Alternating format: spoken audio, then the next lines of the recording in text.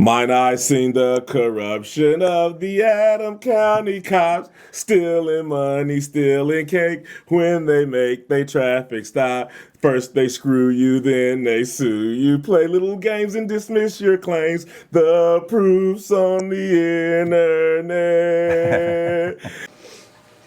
So, Wednesday, day 3, 2023-0069.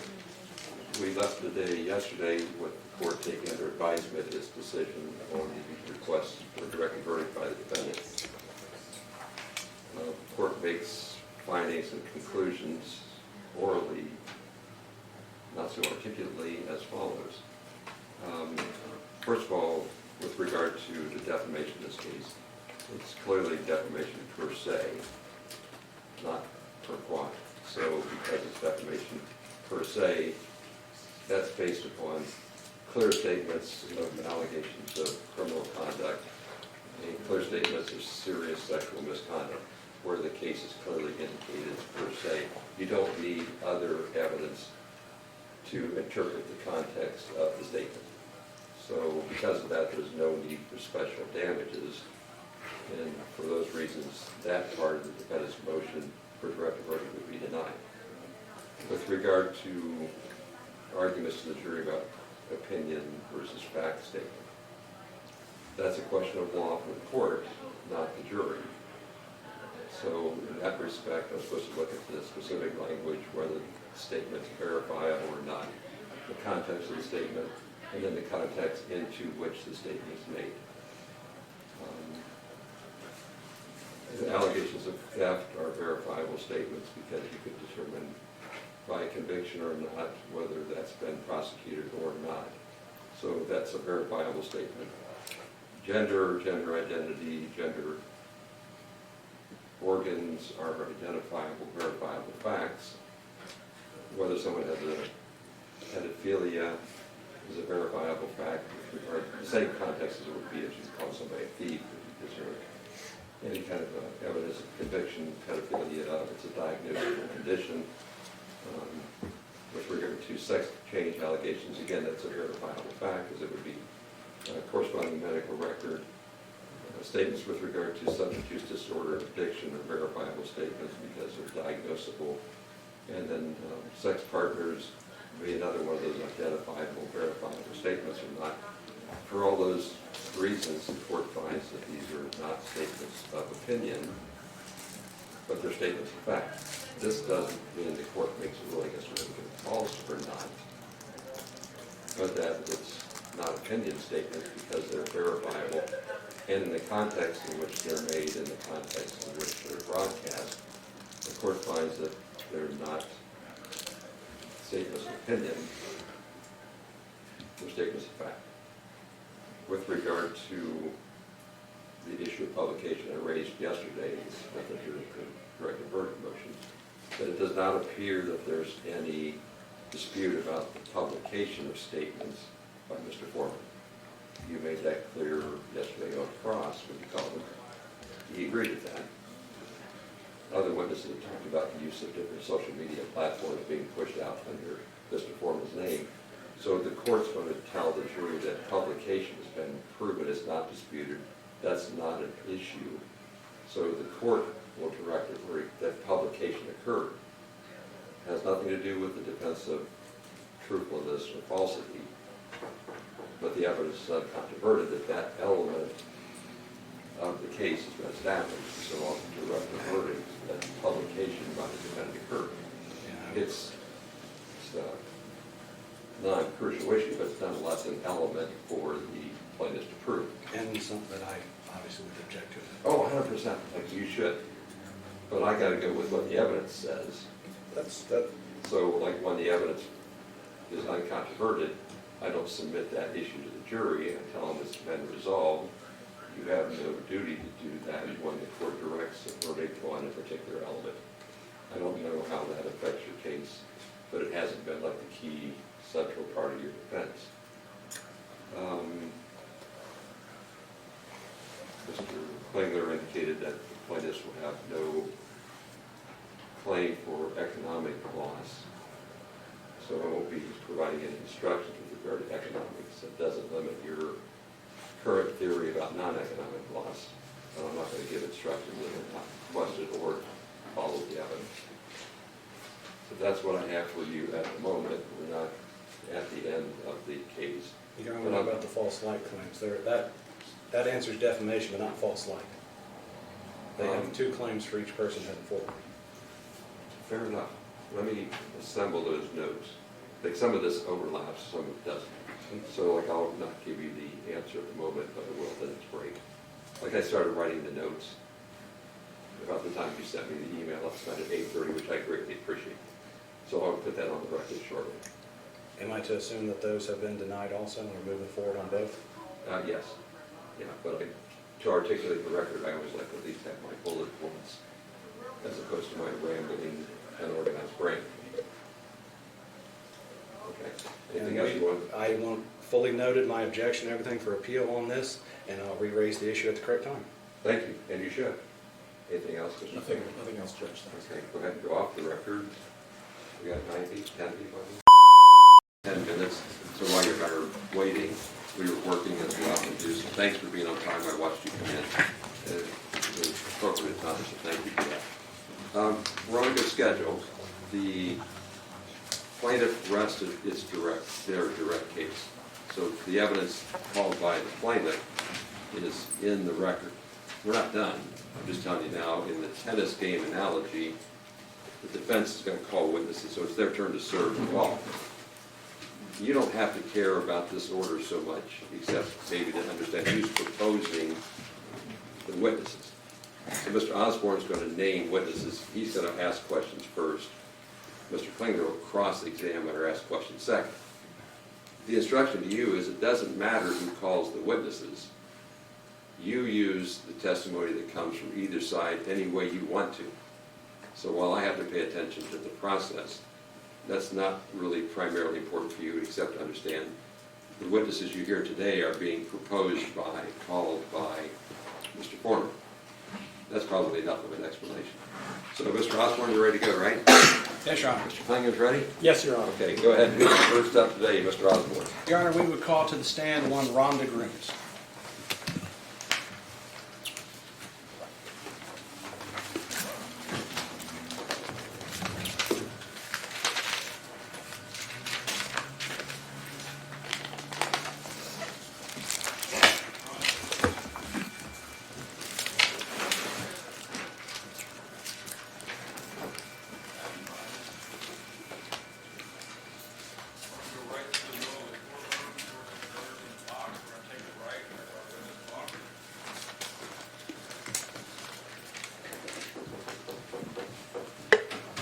Over this way, Ms. Grims. Thank you.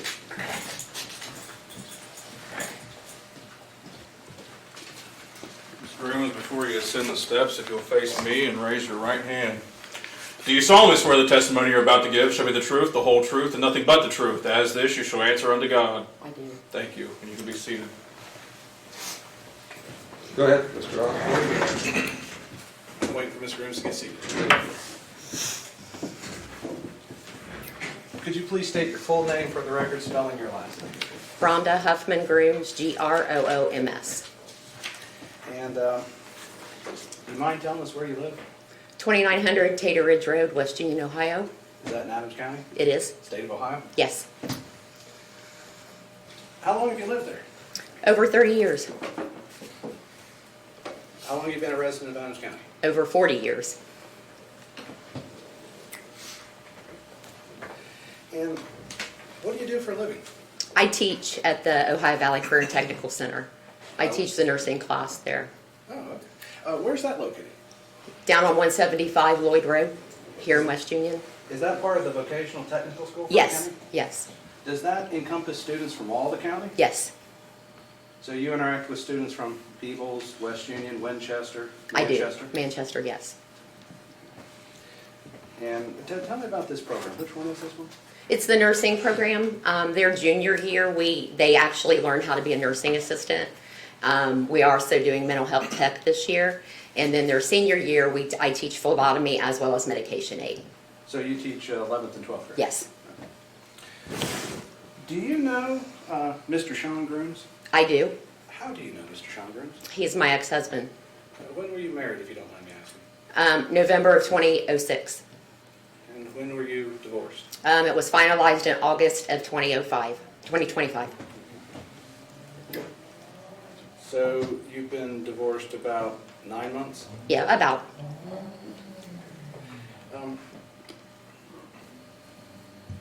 So what was it like being married to a police officer prior to 2022? As far as, I mean, Was it an exciting life? Did you get a lot of phone calls? no. It was, he would go off and go out the door and I'd say, be careful, I love you, come home to me. That was it. Did that change in 2022? No, Did that change in March of 2023 when this No. lawsuit was initiated? no, Did he ever come home and ask you to lock the doors? no. When did you start locking your doors? After my divorce, You never locked your doors before that? no. Just for the record, you do lock your doors? I do, yes. And I have cameras now, and I do have a concealed carry, so. So, prior to the finalization of your divorce a year ago, you didn't even lock your doors? No, You didn't feel unsafe in your home? no, Did Mr. Grooms, sorry, strike that.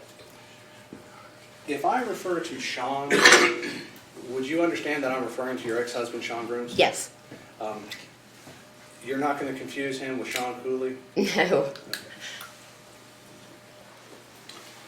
Did you have a chance to attend a Halloween party in 2022? I did, October of 2022, And that would have been after the raid on Mr. Foreman's house? yes, After the release of the song Lemon Pound Cake? yes. Thinking back to that event, what is the one thing that sticks out in your mind? Someone had actually brought a lemon pound cake to the party, and everybody laughed about it, and then it got thrown into the fire. So, let me ask this question. When you say everybody laughed about it, obviously you were there, so you probably laughed. Yeah. Who else was there? Sean Cooley, of course, because he was the host of the party. Sean Grooms, Lisa Phillips, Mike Estep. That was the circle that I remember sitting in. Thank you. Other individuals were there, like probation officers and things like that. The people that worked with your husband, Yes. ex-husband? Yes.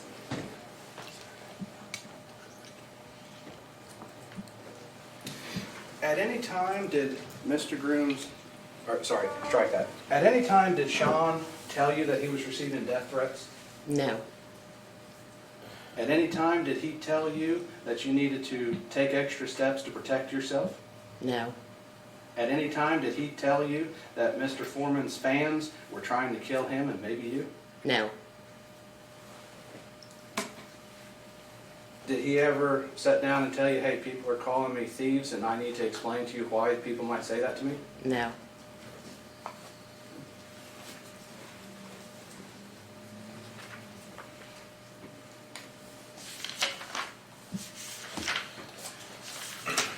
So I just want to recap. So there was no extra precautions and safety taken after August of 2022? No. No extra safety precautions taken after March 2023 when the lawsuit was filed? No. You didn't feel the need to take any safety procedures until after your divorce in Right. 2025? Yes. Did you take those steps because of Mr. Foreman? No.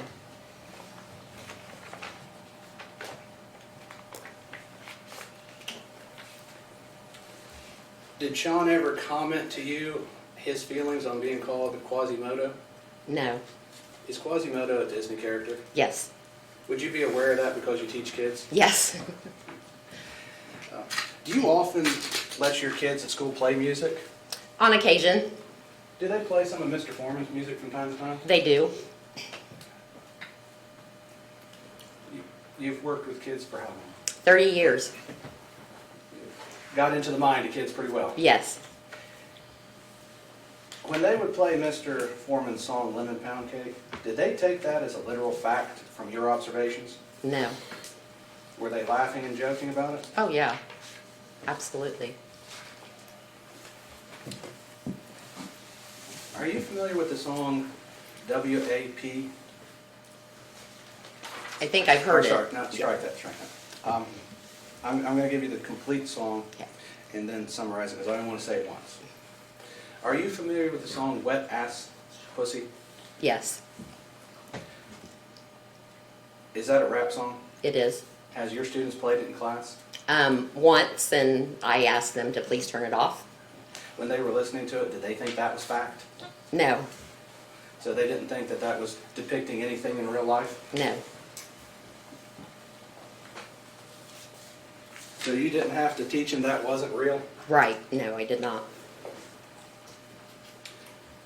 You've heard the song, correct? Mm-hmm, Do you yes. believe it's a literal interpretation? No,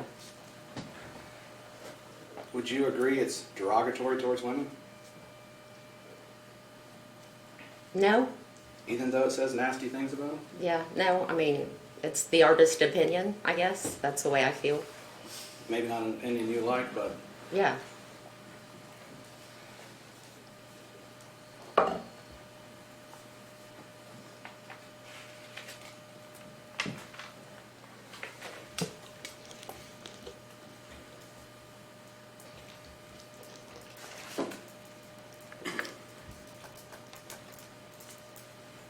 Your Honor, if I may have one. Go ahead.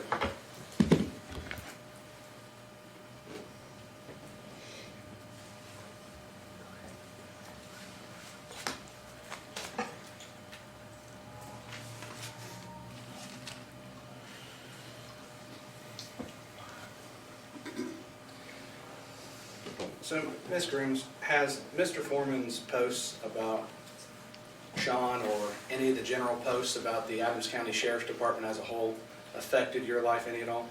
No, Would you believe it would have affected your life while you were married to Sean?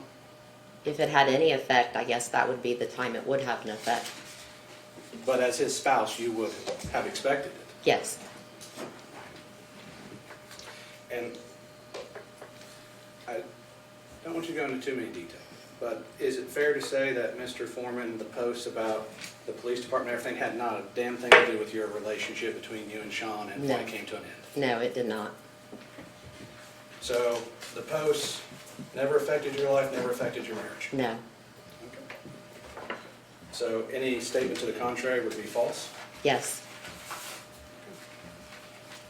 Thank you very much. No further questions at this time, Your Honor. Cross-examination.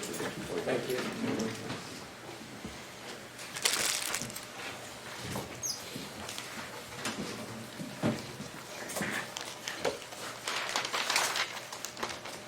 Morning, Ms. Grooms. Good morning. I'm sorry you have to be here. I am too. Thanks for coming.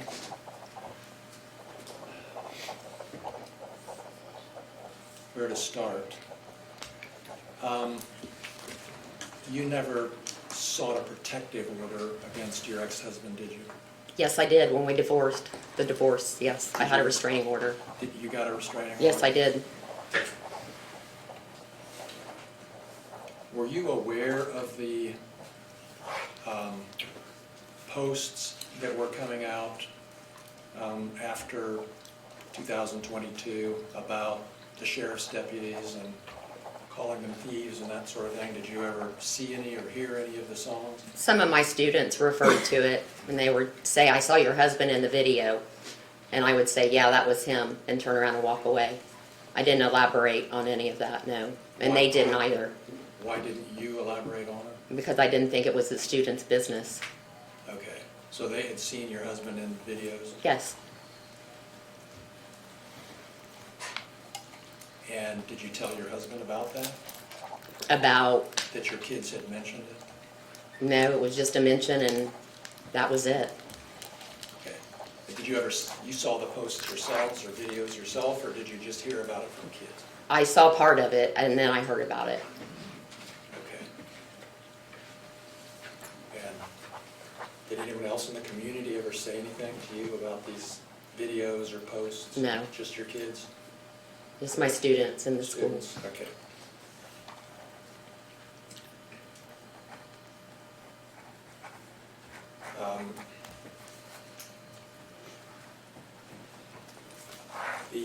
The song that Mr. Osborne ask you about, does that song refer to a specific identifiable person? I don't think so.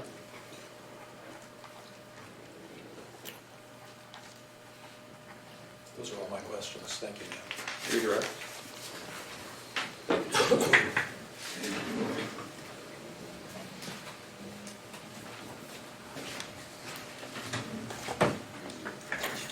Rhonda, Mr. Klingler asked you about your students.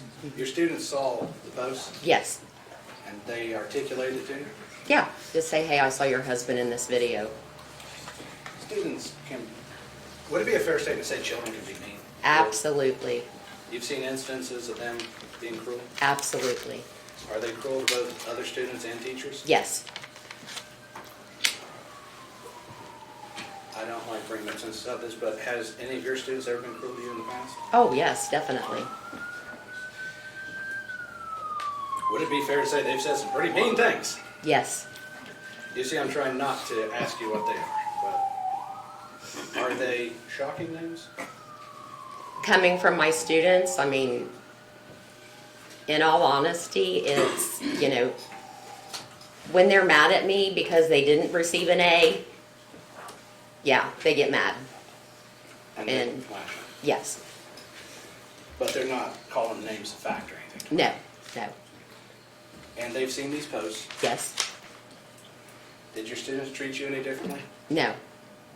So, could you point to any instance where a student treated you differently due to the posts? No.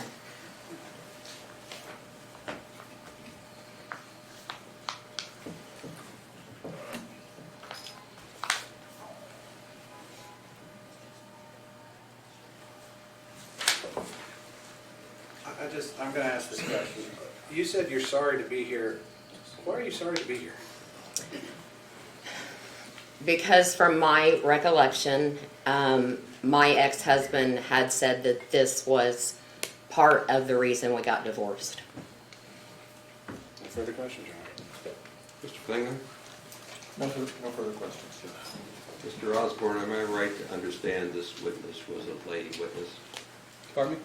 This was a lay witness, not an expert, right? She's a lay witness to testify to what she would have experienced in this. Right. The only reason I did that is to explain to the jury that people sometimes have training experience and can make opinions as experts. Doctor comes in a medical malpractice case, they're an expert. This is a lay person, the same as any other. Some of the questions spoke generally about society and public perceptions, which would seem like more of an expert opinion, when in fact, as a lay witness, she can only testify about what she experienced herself. So you have to understand the scope. She's just what happened to her, lay, average person, not educated expert. Thanks for being here. You can be excused. Go ahead, Mr. Osborne. Your Honor, I'd ask for a short 10-minute break so I can talk with Mr. Foreman. Based upon the ruling in the Rule 50, I want to juggle some of my witnesses, make some corrections to that, as I had anticipated a different verdict due to the evidence, or different ruling due to the evidence, so I'm going to need to shift for that. I'd like 10 minutes to consult with my client to strategize on that. Comments, Mr. Klingler? No, I have no objection to that, Judge. If you're doing well managing your time, I think that's a good idea. But like, you know how I am with like getting the jury on schedule. Your Honor, that's why I want to strategize, see how we can hopefully Yeah, no, I appreciate what you're saying. Take a break, go back to the jury room, stay there if you would please. Short break will be helpful. Yes, we're good. Have a seat. Okay, that's 10 or 12 minutes help, I guess, so go ahead, Mr. Osborne, who's next? Your Honor, after we appreciate the court giving us the time to consult on this, as such, trial is a fluid matter. After careful consulting with my client and discussion of the matter, we are going to rest at this time and present no further witnesses. As we rest, I'd move to admit all my exhibits into evidence. Okay, any objection to exhibits, Mr. Klingler?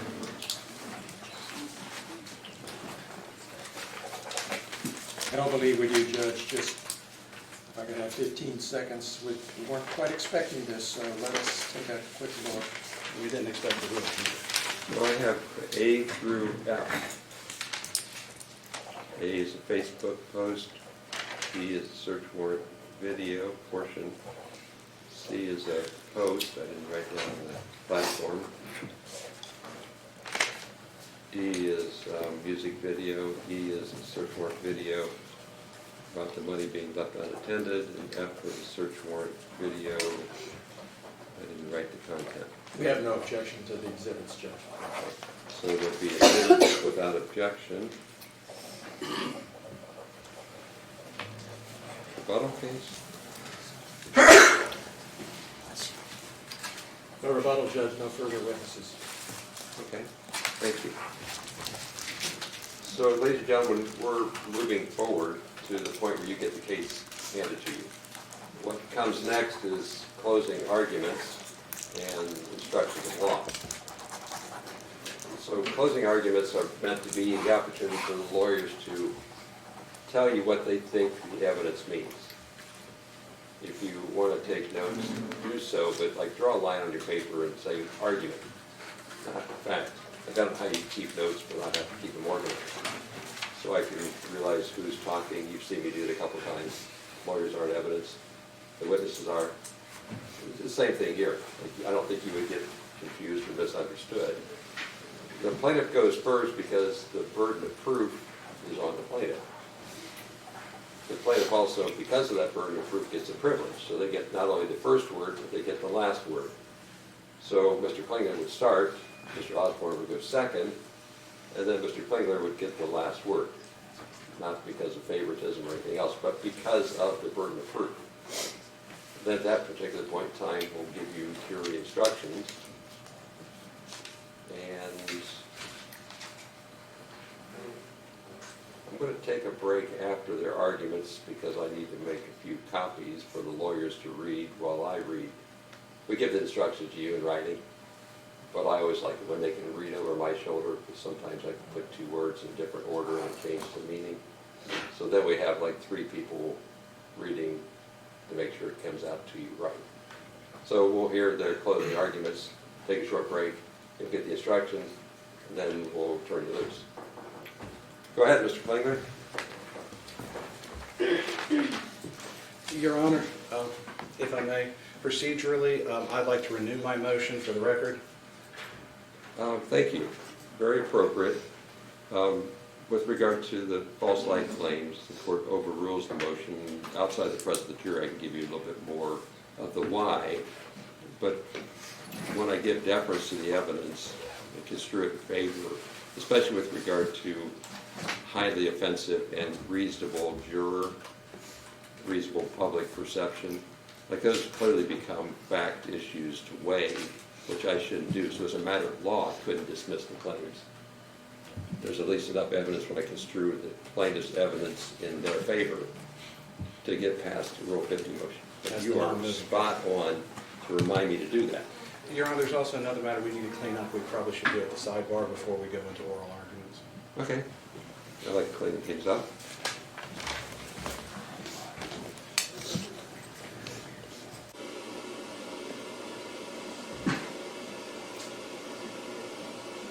I can't climb in your bed right now. I'm totally blind. Go ahead. The motion, so during our status conference, I tried to send an email to this about the music company. There was a question whether Mr. Klingler was going to do a default judgment on that or not. Nothing's ever been done. No evidence was ever presented in relation to it. And obviously, we need to clean that up because they are listed as a defendant. We're going to dismiss them. Okay, it's pretty clean. I would also like to object to the dismissal, especially at this time, as he had a fully good case against him. Their default, he has never done anything towards them, so he is single out I my can client. note your objection. I can't really stop. That's okay. His claim. At this point, I just want everything noted. Tell me you ought to. What else you got? That's a good point. Well, that was just, I'm trying to clean everything up because Yeah. last night I was like, okay, Yeah, yeah. because, Judge, I've got a request. Obviously, this was a real surprise to me, and it's closing argument in a big case, and I don't even have my paperwork pulled pulled up, let alone finished. I'm just asking, I know you've already told the jury we're going to start, but I'm asking for a little bit of time to get myself and my notes together. Half an hour? That would be Better than zero. That would be better than zero. Gives me time to get a cup of coffee, Your Honor. I'm out of coffee. We don't so- want to stop that. Okay, I'm just going to explain to him how we give the jury instructions first. Get a second. Okay. Thank Oh, you, yeah, Judge. just as we wanted to say. Yeah. Anyway, Your Honor, actually, that is a question. Obviously, before we read them the jury instructions, when do we want to go through and let us put on No, our I'm gonna do objections that, and everything? right? Yeah, that's what we're going to sort of do, right? I'm going to get us out of this. Okay. No, I was pushing you on purpose, not asking you what you wanted to do. So like I'm pushing you right now. Do we have, Sorry. Judge, will we have the verdict forms during Oh, close? that's the whole thing sitting here. I just have a copy. So I'd like to be able to use those during closing, Yeah, for that's example. what I'm going to do. Okay. Yeah, no, I get it. You're right on. Yes. By a vote of 3-0, the lawyers all being unanimous, they want to see like this last draft of instructions because often they use the instructions in their argument. So like the chicken scratching stuff that we've been doing in the past is distracting. So we're going to let me do my work. It's 30 minutes that we need. So we'll go take a coffee break, just stay back there. Instead of me doing it the other way, we'll just take the break now for the jury instructions. We can't smoke, can we smoke? The bailiff doesn't like irritable jurors, so you should go Great. smoke. Do you like irritable jurors? I prefer not to have it. Okay, that's all. Yeah, go. Take a break. All right.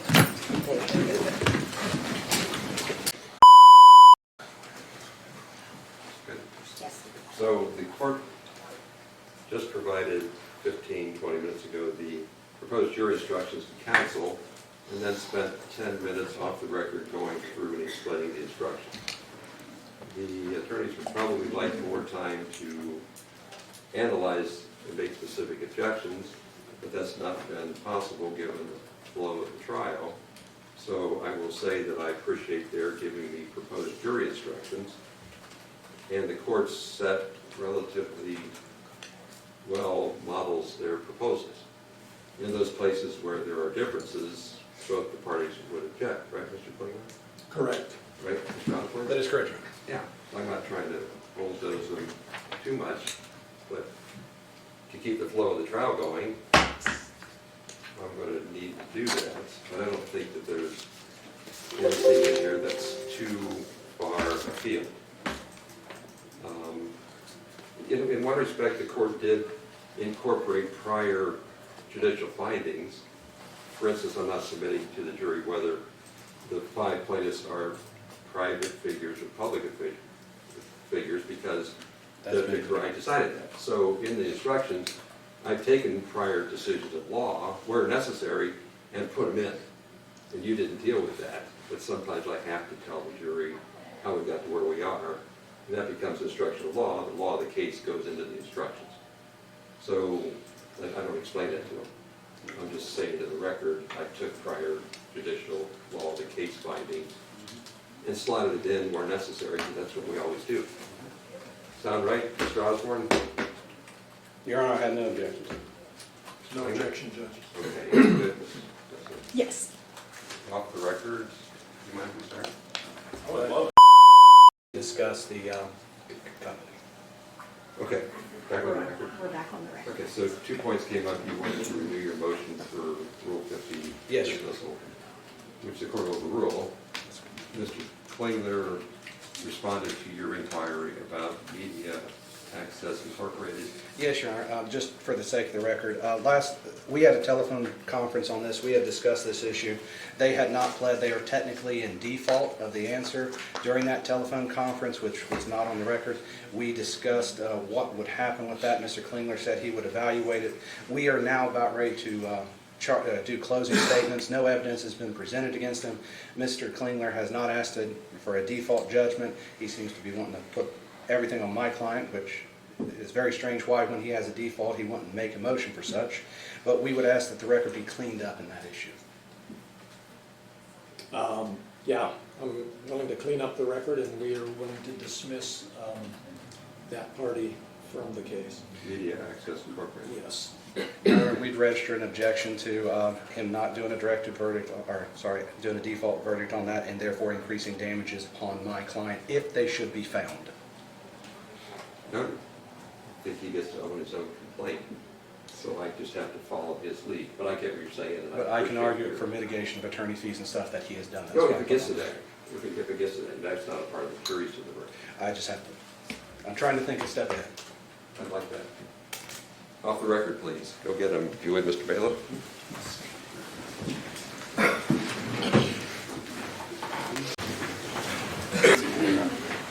So actually, it was about 45 minutes, so I didn't gauge my time very well, but thank you for your patience. We are moving ahead, as you know, so most people don't growl about that, but I try to at least respect your time and tell you what we're doing. We made it through, like, the corrections to the jury instructions. Like, I've been trying to educate you all the way through. The jury instructions are the textbook at the end. So the lawyers had a chance to drill those down. As I said before, closing arguments are the attorney's argument about what they think the evidence means and how you should do whatever it is they think you should do. So they go first, Mr. Klingler, then Mr. Osborne, then Mr. Klingler. There's like a total of 35 minutes. So I'm going to think 20, 35, 15. But Mr. Klingler can kind of manipulate his time depending on how he wants to do it. So in an hour, you'll be talking to me for about 30 minutes of instructions before you start your deliberations. That's what's ahead of you. You can take notes, just write down argument, not evidence. Go ahead, Mr. Klingler. Thank you, Your Honor.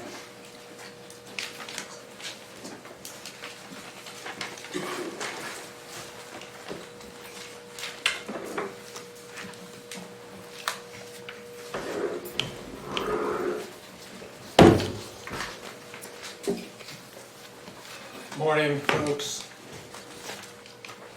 When this trial started, I told you it was about intentional lies that are designed to hurt people. It's not about freedom of speech. It's about defamation. It's about false light defamation, intentional lies designed to hurt people. You've heard all the evidence. You've seen the witnesses. I'm not going to go over it. But I will say a few things to underscore what I think is most important for you to keep in mind as this case is turned over to you, from me, from the plaintiffs, to you.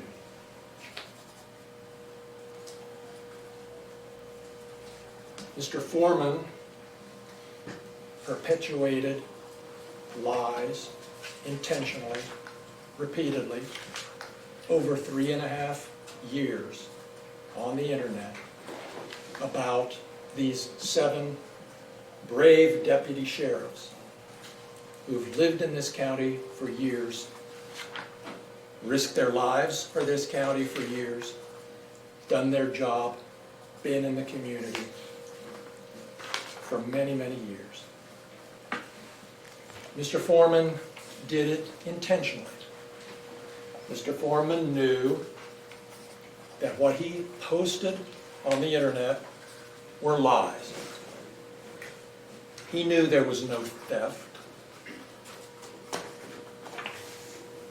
He knew there was no sex with Randy Walters' wife.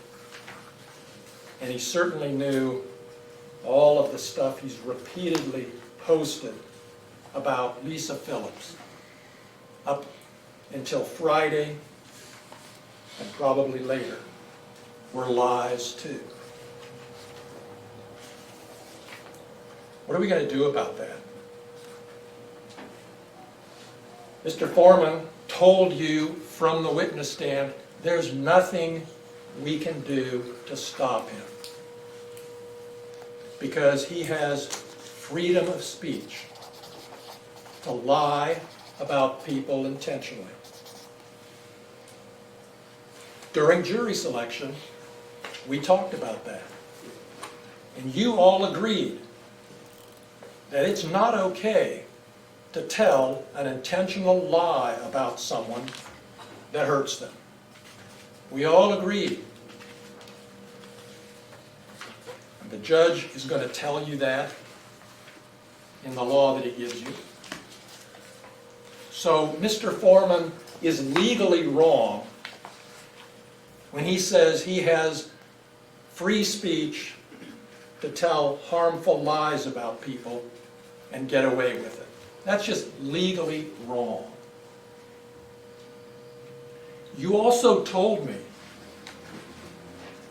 in jury selection that even if somebody does something to you that hurts you, that you think is wrong, like a search warrant execution that you think was unfair, even if somebody does that to you, you told me, we all agreed, that that doesn't justify telling intentional lies designed to hurt people. That's what you think, that's what the community thinks, that's what decent people think.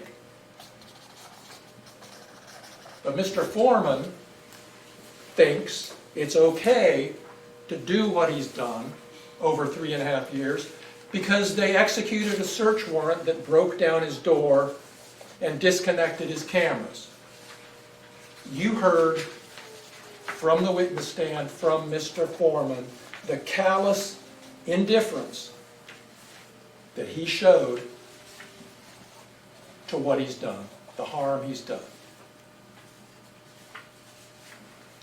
It's imprinted in your minds, I'm sure, like it is in mine, the tears, the agony from some of these witnesses. Don't forget that when you're back in the jury room. That's what this case is about.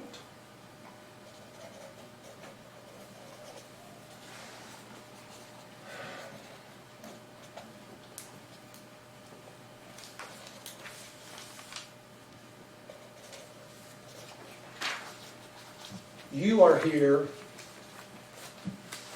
because you agreed to be here. You showed up on the first day. Not everybody does. A lot of people don't respond to their summons. You did. I asked you, do you want to be on this jury? And you all said, yes, I agreed to be on this jury. You're all here now, in this place, in this courtroom, for a reason. And I believe there's a power higher than us that brought you here today to do this job, and that you are the chosen people to do it. Nobody else is going to do it. There's not going to be another trial. There's not going to be a second chance. This is the day to decide whether Mr. Foreman gets away with what he's done and whether these plaintiffs deserve something to make up for what they've been through, and whether the community is told that what he did is unacceptable. It's not okay.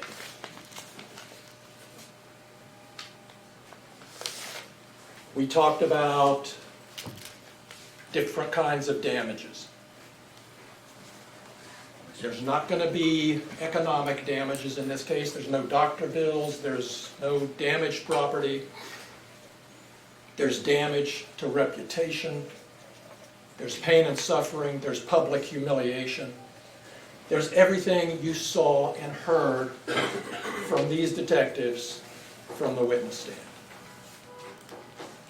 And the only thing you can do as a jury to decide this case is to render a verdict of money that somehow stands in, somehow represents the harm that these deputy sheriffs have been put through over 3.5 years.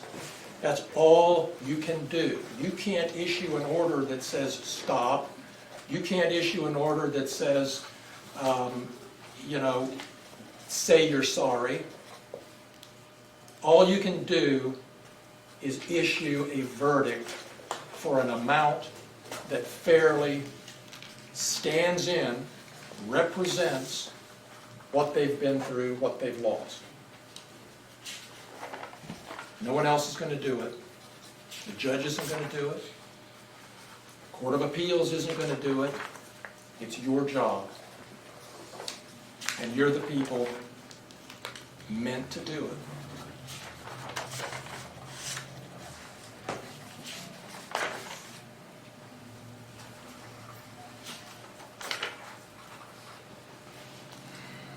Now, I told you in jury selection, if we got to this point, I'd try to give you some ideas about how to evaluate what kind of verdict might make sense in this case. I told you then, and I'll tell you now, there's no formula. There's no easy answer. But there is an answer. And it's the answer that you folks decide among yourselves fairly represents the injuries that these deputies have suffered. And I'll start by posing this question. Do you think that if there had been an advertisement in some newspaper that said, we will give you $2 million if you are willing to go through what Lisa Phillips has been through for the last 3.5 years? Would you take that deal? Do you think she would have taken that deal? Yeah, $2 million, that's maybe I'll go through that. Of course not.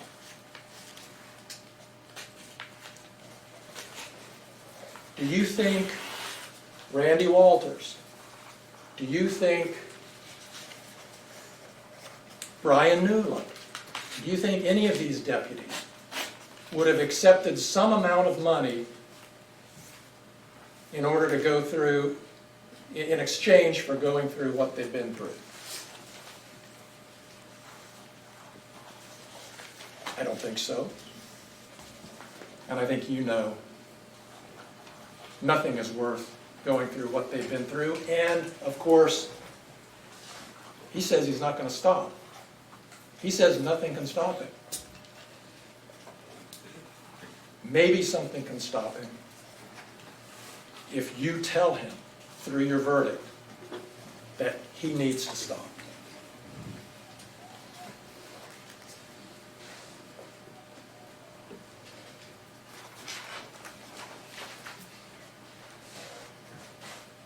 I'm going to tell you what I believe is a fair verdict for these plaintiffs. And it's up to you, of course, again, to make the decision. But I would ask you, I'm going to ask you, and there's a verdict form which, excuse me 1 minute.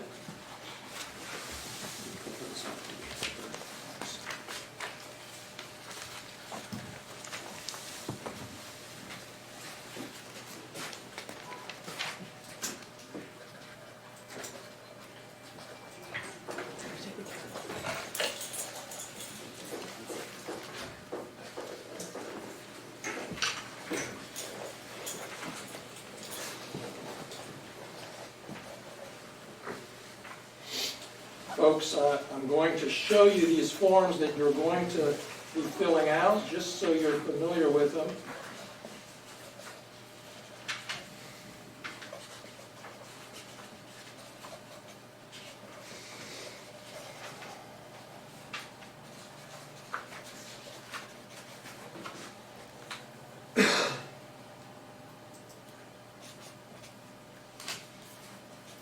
This is just an example. You're going to have a different form for each of these plaintiffs, okay? This one happens to be a verdict form for Lisa Phillips. And I believe the evidence is overwhelming that you'll find in favor of Lisa Phillips. This happens to be her false light claim.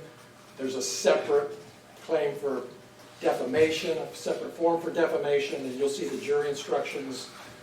Judge Hine has already talked some about that with you. So this is just an example of the verdict form that I'm going to ask you all to sign in favor of Lisa Phillips and all of the plaintiffs on their false light and their defamation claims. Now,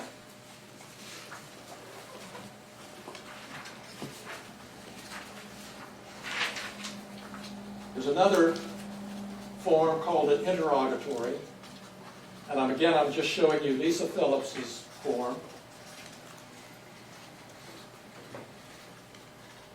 And it says, we the jury find damages for plaintiff as follows.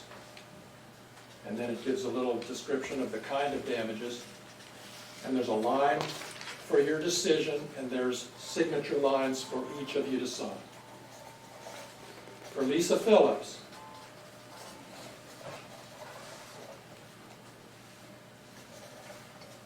I'm not going to show you every form. For Lisa Phillips, folks, I'm asking you to put $1.5 million in that verdict form. $1.5 million for Lisa Phillips from what she's been through for 3.5 years. Maybe going through for who knows how long. For Brian Newland, I'm asking you to issue a verdict for $1 million for what he's been through with his family, the loss of his dream job here in Adams County. For Randy Walters, I'm asking you for a verdict of $1 million for what he's been through with the allegations and vile videos about his wife. For the other 4 plaintiffs, Sean Grooms, Sean Cooley, Justin Cooley, and Mike Estep, I'm asking you for a total, for all 4 of them, of $400,000 divided among them however you see fit based on their testimony.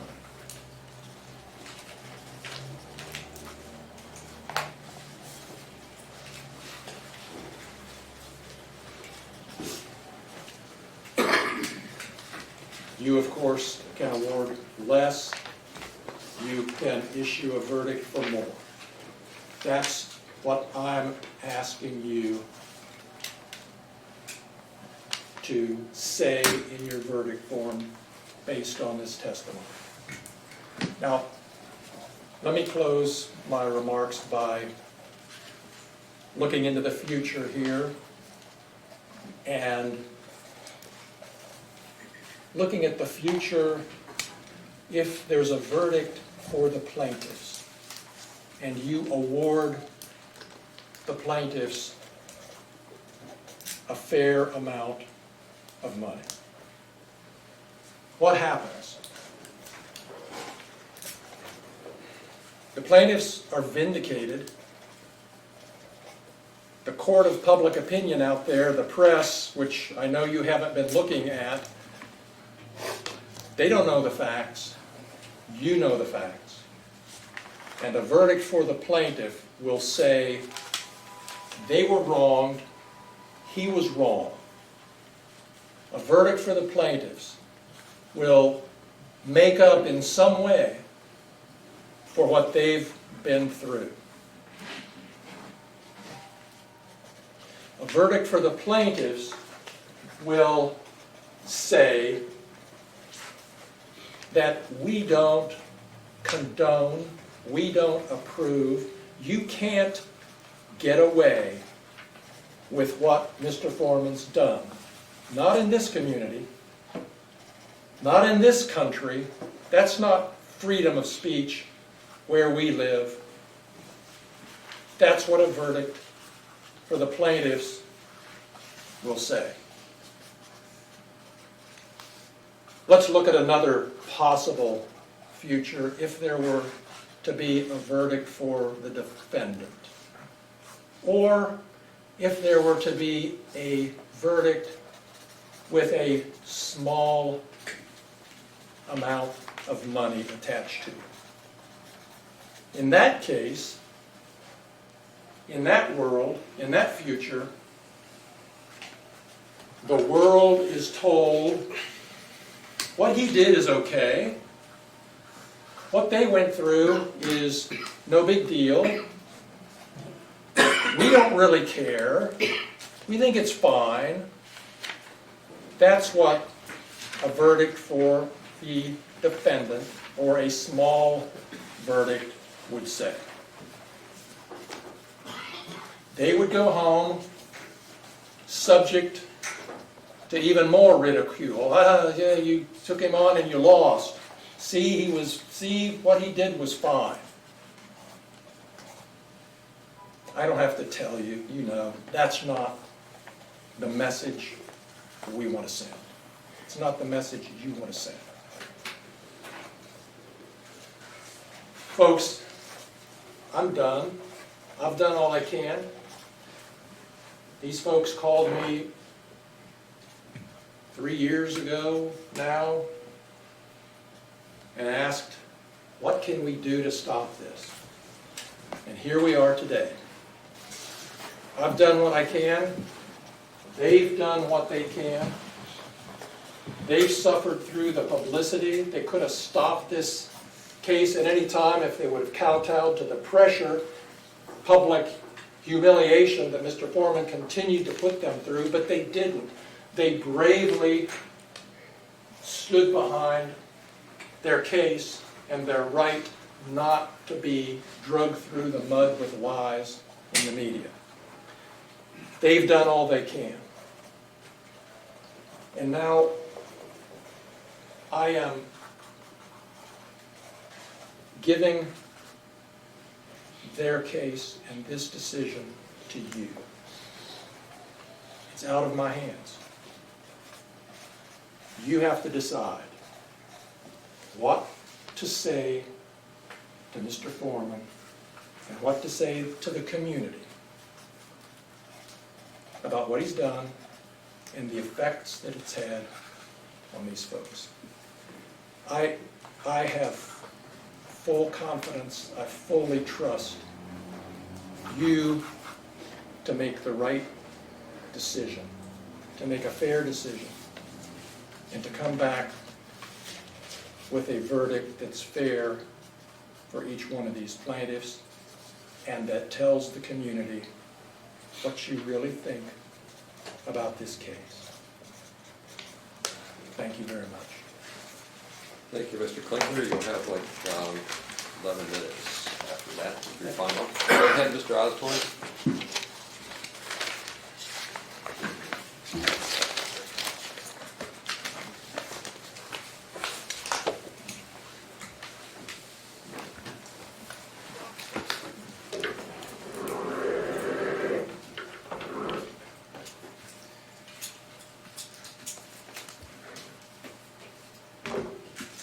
Ladies and gentlemen, thank you for being here.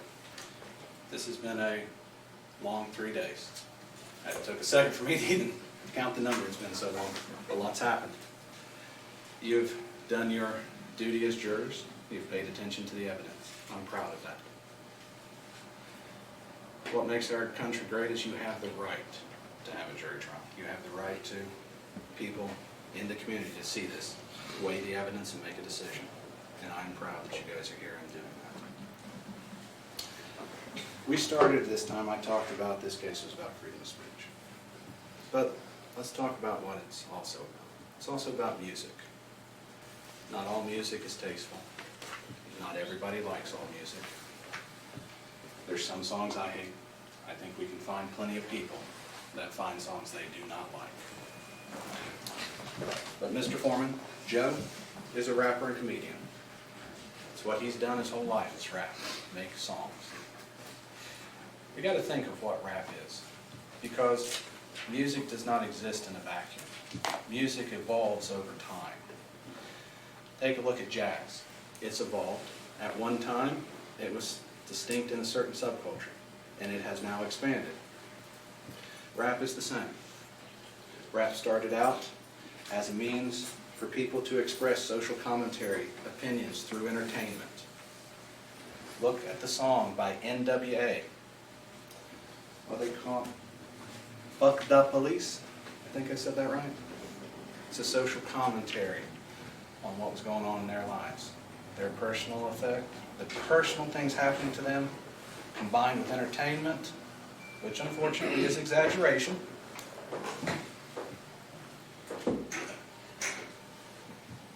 Opinion, nothing of fact in that song. It's a commentary on society. And so when you look at rap, you see that over and over again. I had my secretary print me a couple songs, the rap songs, while I was pouring a cup of coffee. And the first one's Carly B, WAP. I find it bad to say what WAP means, but it's a popular song. I think it's somewhat derogatory, but then again, I'm not the audience for that song, and I know that. I know nothing in that song. Nothing talking about is true. I know it's entertainment. I know it's social commentary. Miss Grooms testified even her students knew that at a young age. The same thing I knew when I was watching Johnny Carson, The Late Night Show, and SNL, Saturday Night Live, with my grandfather when I was a kid. That's all entertainment. They make fun of everybody for entertainment. And some of it is a social commentary. But it is not fact. And everybody knows that. Nobody looks at Lil Wayne's song, Pussy Monster, and says there's a monster in that song.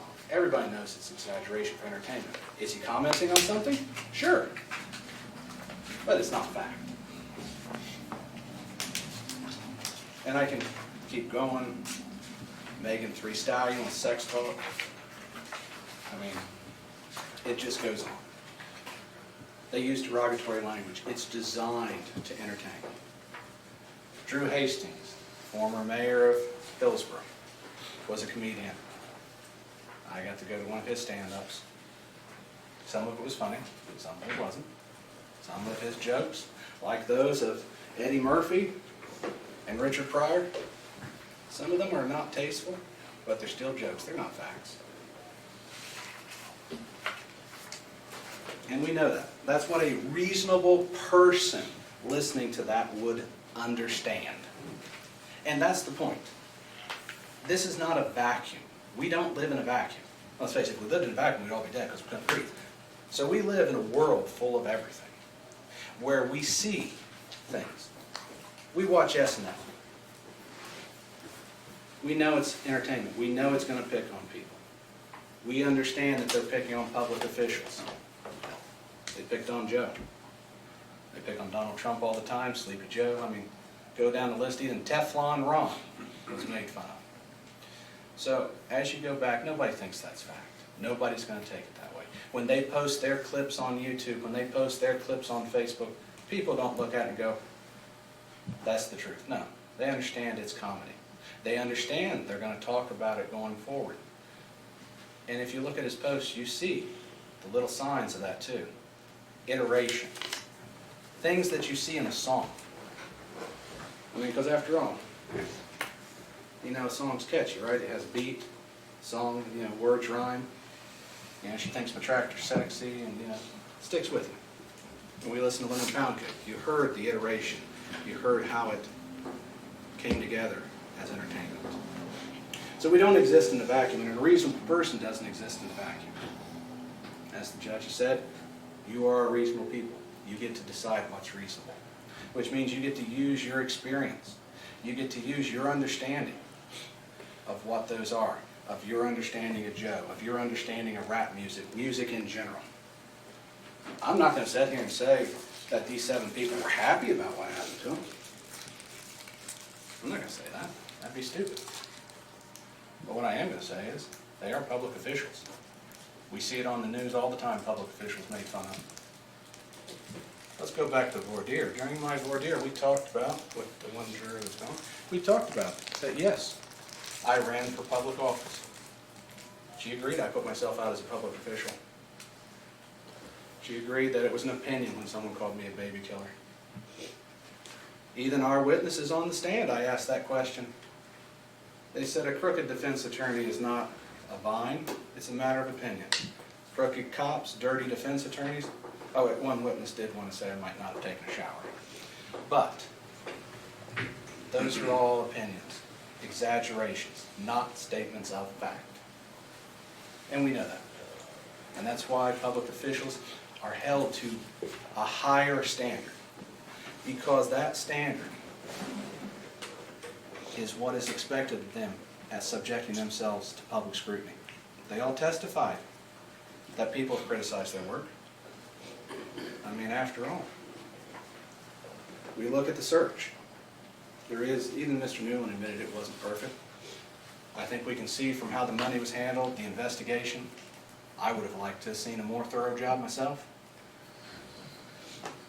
I mean, we have a chain of custody of the money that just leaves it laying there.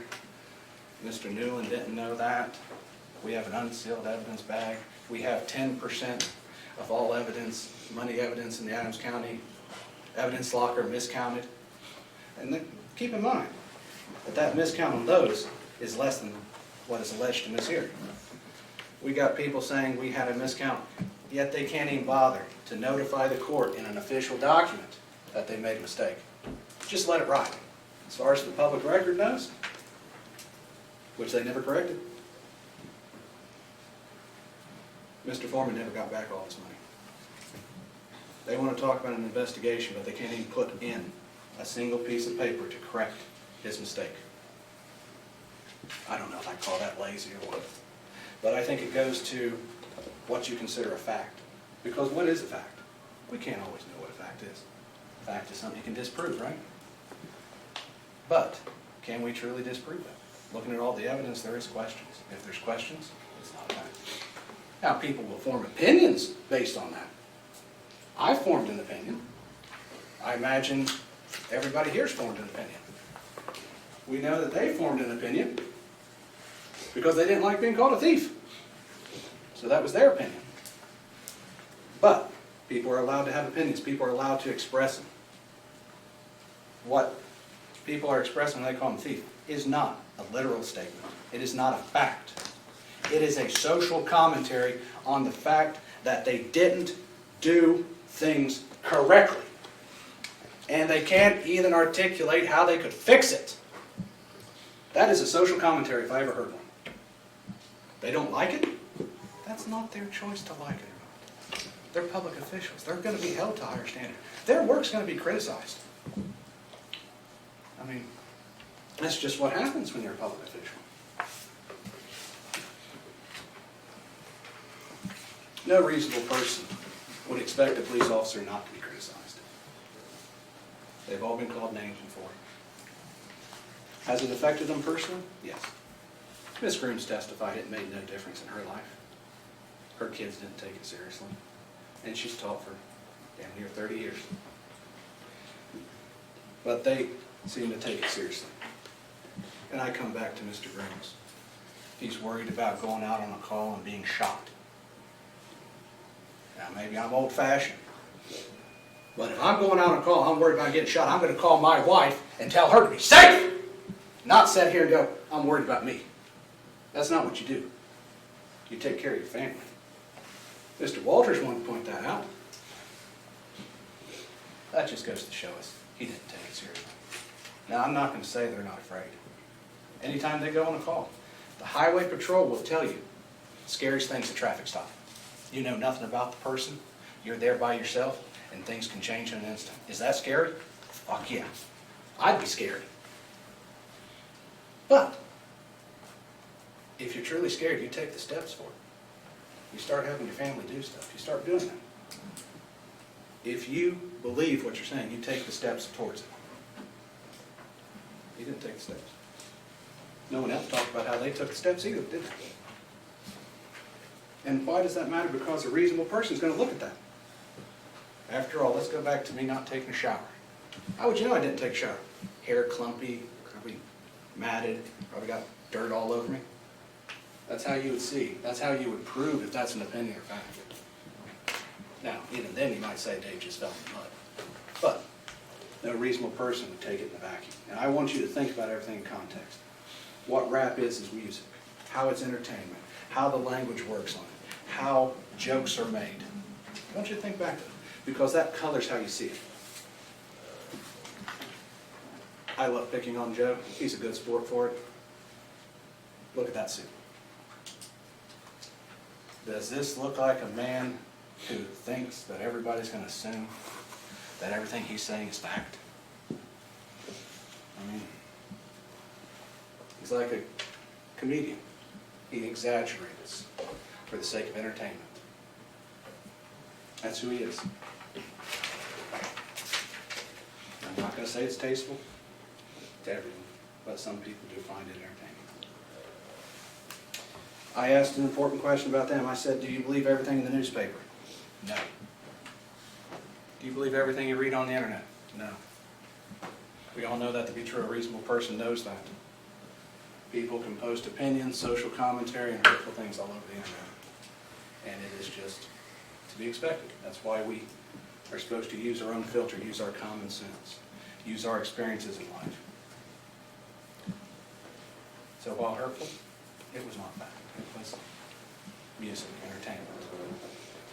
Stuff that no reasonable person would understand. Especially not a public official, because we see it on TV all the time. We see it on the internet. You see it on Facebook. Sometimes people want to turn off Facebook because there's so much political commentary and stuff. But that's expected. Do I expect everything I read is fact? I don't think most of it's fact. I think it's everybody's opinion, and opinions are like assholes. Everybody has one and it stinks. But that doesn't mean they can't have it. That doesn't mean they can't express it. That doesn't mean they can't make a song about it. Truth is a defense. That's why we talk about theft. That's why we showed all that. Because I wanted you to see how the money was handled. There's a lot of confusion around it. And for that reason.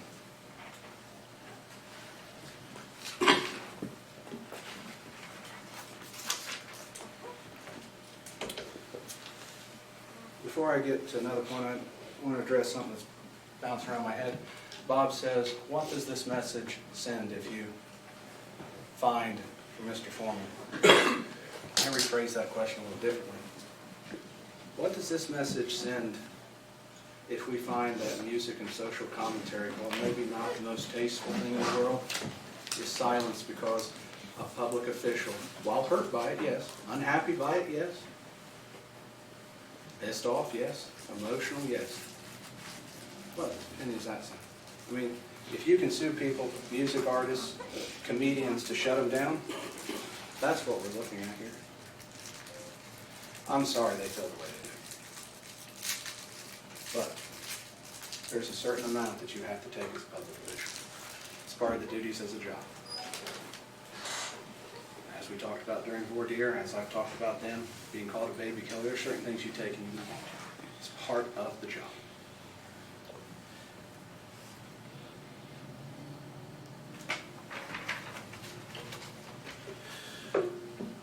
Plaintiffs, or I should say Bob, talks about how they wanted it to stop.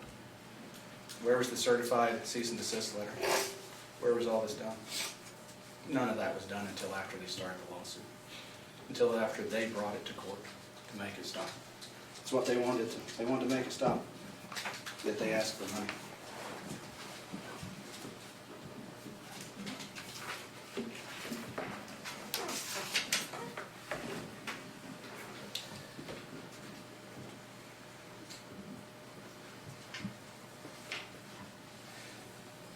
The commentary on them is nebulous at best. You can see that when you look at it. We have Beetle Bailey, Gomer Pyle, Colonel King Kong Bundy. Some of these names are not as bad as others, yes, but they're all for artistic purposes. They're all for jokes. They're all for entertainment. This is not to paint them in a real life. No reasonable person would think that.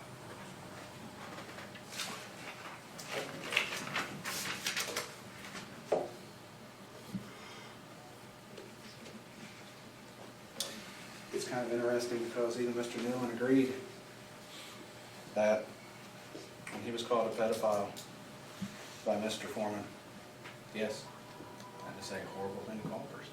But even he said it was Mr. Foreman's opinion. So he didn't believe it was a fact. If your own witness doesn't believe it's a fact, how can a reasonable person find it's a fact?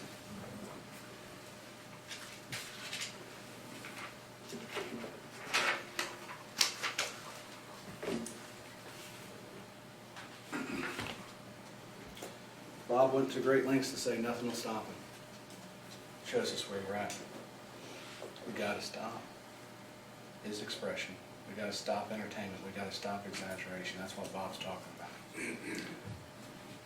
What chilling effect does that have on the world we live in? Think about it. You don't like what a commissioner does. You don't like what our prosecutor does. You don't like what any public official does, and you make a joke, and you're drugging the court. It may not have been a tasteful joke. It may have been a bad joke. It may have been the greatest joke ever. But what we're saying is if they don't like it, we're back here.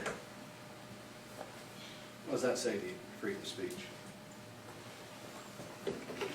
What does that say to the world we live in? That's what this case is about. And Bob knows that. That's why he mentions it. That's why when you look at defamation and the jury instructions, you'll see that the first element of it is a statement. Portrayal of fact. Has to be portrayed as fact. No music video portrays as a fact. I don't watch Fuck Those Police and turn around and say, you know what, that's a fact. No. I say that's a song and it's entertainment and move on. Sometimes I try to figure out what the words mean, you know, what kind they're getting at, but I don't expect them to present a fact. Fourth element is the proximate cause. It's an interesting question there, because you'll get the definition of causation and the proximate. And we never talked about that really during the trial. It's going to be something that I want to discuss. They talked about getting phone calls. None of those posts, Joe never said, call them and tell them this. Mr. Cooley testified that they mailed pound cakes to the office. Joe never said send them a lemon pound cake. These are things that other people have done. Joe never directed them to do it. He didn't cause it. He made a joke. He cannot control how people take it. What they do, he's not that. All he can do is make a joke, make a song. So that's something to consider. Was he the proximate cause, or was it someone else?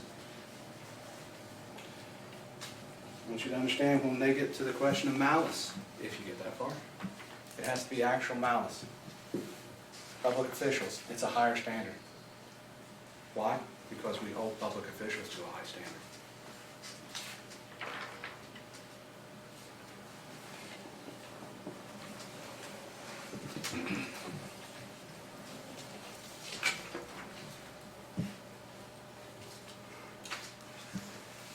Let's talk about the false light. That's their second cause of action. That says that a reasonable person would be justified in the eyes of the community if you're feeling seriously offended and aggrieved. I want you to go in on the eyes of the community. They want to say people's humiliating and call them names. The reality is a reasonable person in the eyes of the community is going to say, it's a song. It's a joke. I was flabbergasted to hear it myself, that they even thought it was a joke before they brought the lawsuit. Go to a Halloween party and bring a lemon pound cake. That, I almost have no words for that, honestly, because I get, we're hurt, but it's a joke. Which one is it? So a reasonable person in the eyes of the community would understand it's a joke. Mr. Eastep testified about the joke of the shirt. We got the pound cake joke. There's various jokes for this. This was not as negative. This has not changed their view in the eyes of the community, because your reputation, which is what they claim is hurt, your reputation is like a shirt. You eat a hot dog, you drop mustard on it, you get stains on your shirt. Nobody's reputation's clean. Everything you do affects your reputation. The way you perform your job affects your reputation. They all admitted to that on the stand, because I asked that question. They all said it does. How they counted that money affects their reputation. People can form opinions based on how they did their job and criticize them on it. That's a right we have.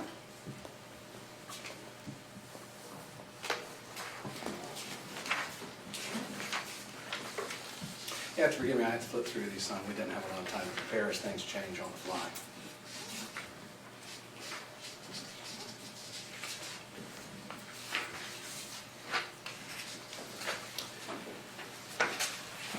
I think as you go back and deliberate, take a look at all these things, analyze it in the context of music, entertainment, opinion, social commentary.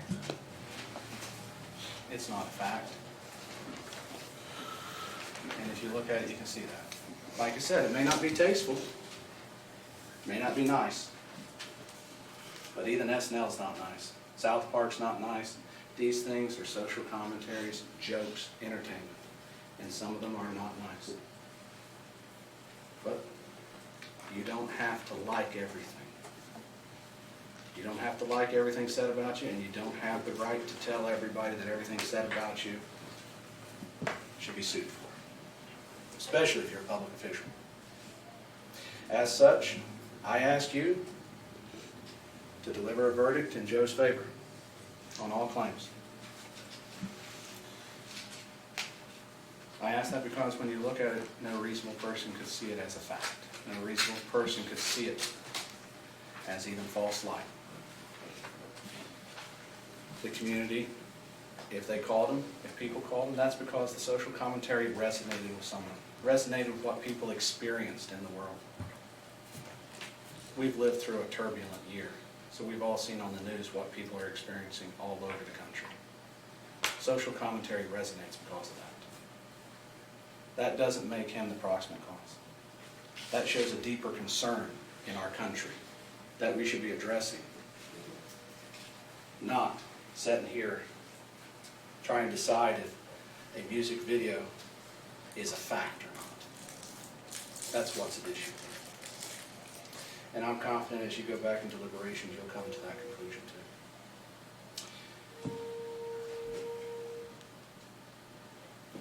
And with that, I thank you again for your service, because it is not easy. And what you're about to do is not easy. It takes time and deliberation. It takes hard work. And I appreciate that you guys are willing to do it. And I reiterate again, that's what makes us a great country. Thank you very much. Thank you, Mr. Osborne.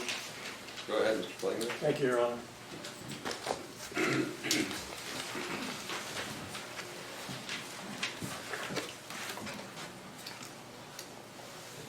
Nothing Mr. Osborne said about sexually explicit songs out in society refer to specific people in the community, like the songs that are at issue here.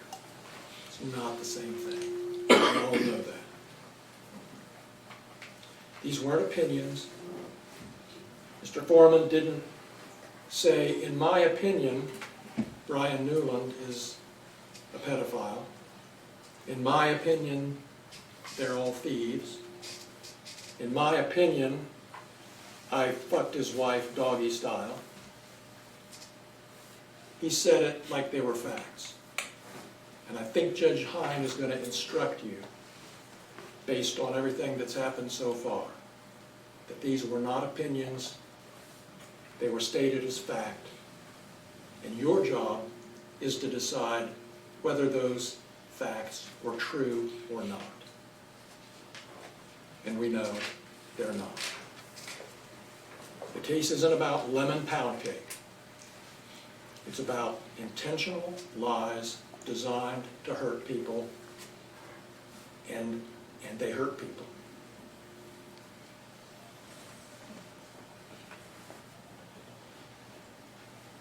If somebody in the jury room says, well, what about his First Amendment rights?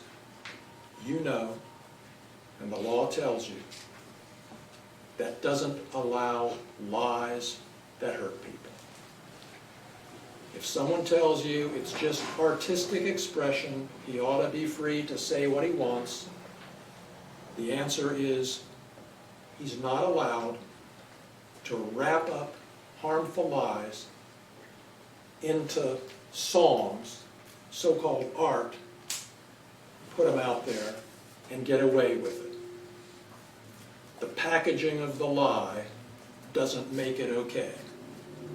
The message was clear. And Mr. Foreman doesn't get to wrap himself in the American flag and say, you can't touch me, I can say what I want, no matter how untrue it is, no matter how much pain it causes people, no matter for how long, because I have freedom of speech. You can't do that. I'm confident you'll tell him you can't do that. Thank you. Thank you, Mr. Clayton.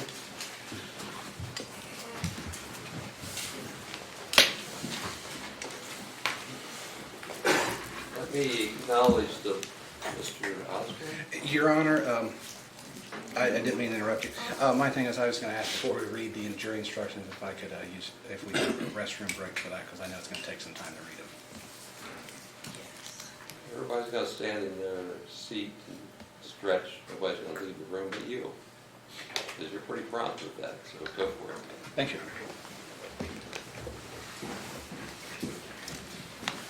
Stand up. Maybe that restroom.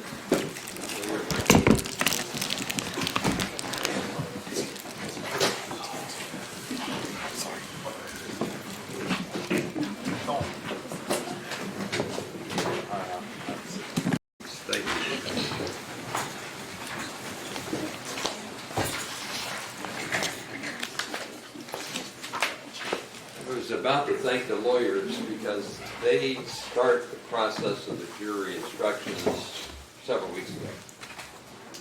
Often the lawyers start the jury instructions when the case comes in the door. And the court refines the instructions to account for the conduct of the trial.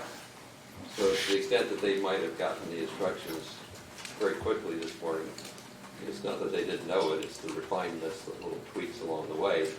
That's what they're talking about.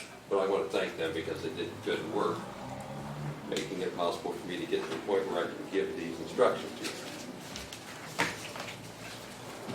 The court has the legal duty to prepare the instructions with law. You've heard the attorney's statements, arguments, you've heard the evidence from the witnesses.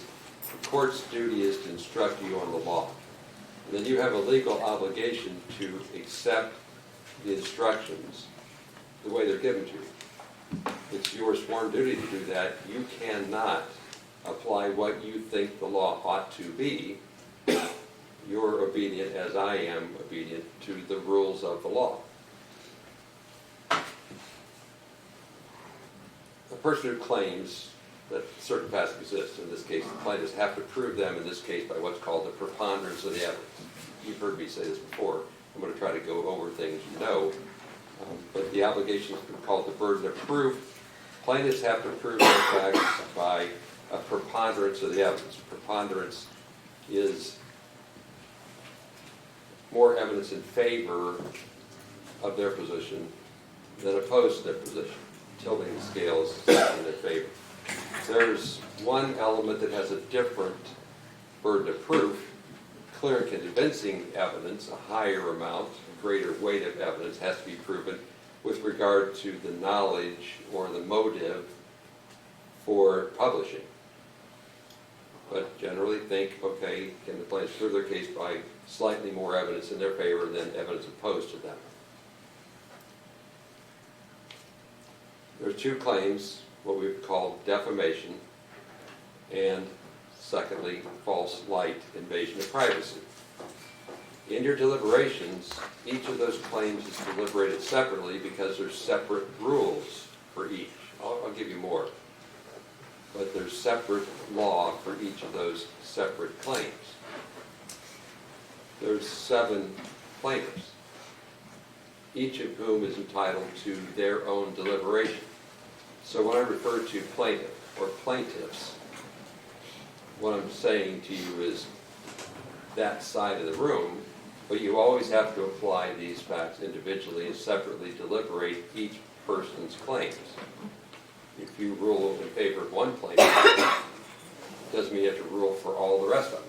If you rule against one plaintiff, it doesn't mean you have to rule against all of them. So it's not like an all or nothing verdict. It's 7 deliberations. And I'll use plaintiff and plaintiffs interchangeably, just to understand the analysis and what I'm trying to communicate to you. So to go back to burden of proof, preponderance is the greater weight of the evidence that you believe outweighs or is overbalanced by the evidence opposed to it. A preponderance of the evidence is evidence which is more probative, more probable, more persuasive. It has greater evidence value to you. You look at the quality of the evidence, not simply the quantity. If it was only about quantity, there would be more plaintiff witnesses than defendant witnesses, so you think, oh, just because of the number of witnesses, someone must prevail, when in fact you look at the quality of the evidence. Don't get hung up on which side called the witnesses. Think about the quality of the testimony, what you took from it, regardless of numbers, regardless of where it came from. If it would turn out in your mind that there's an equal balancing, the evidence opposed to it in favor are equal, then the plaintiffs have not met their burden of proof because they didn't tip the scale slightly in their favor. If you could decide a fact or an item in 2 different ways, you have to decide it based upon the facts, not guesswork or coin flips or I don't care. So in those areas where it's hard or it's difficult to resolve, you have to resolve it. You can't leave it up to I don't care and not just flip a coin or it doesn't matter.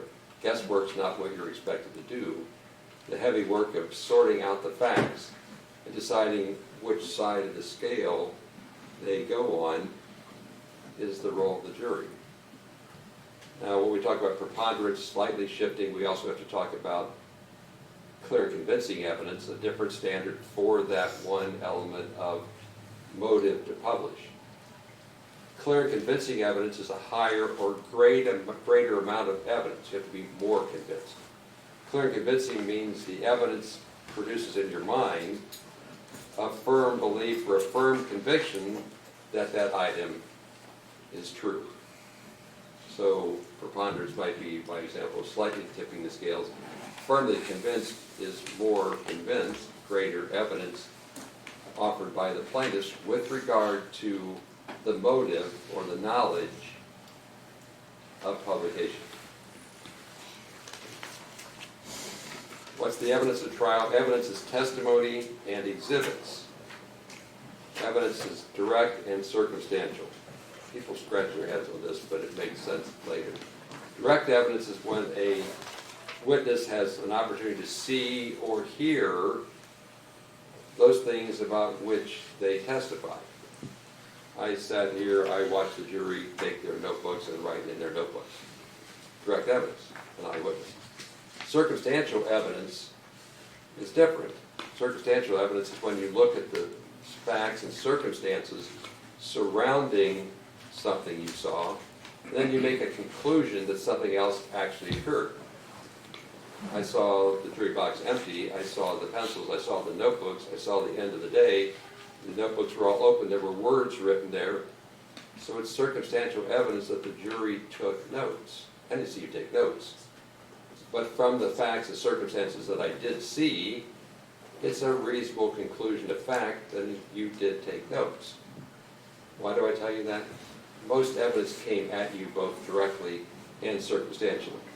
Things that I personally saw, and then things that happened as a result of what I saw. Circumstantial evidence is fair game as much as direct evidence. Direct evidence isn't better.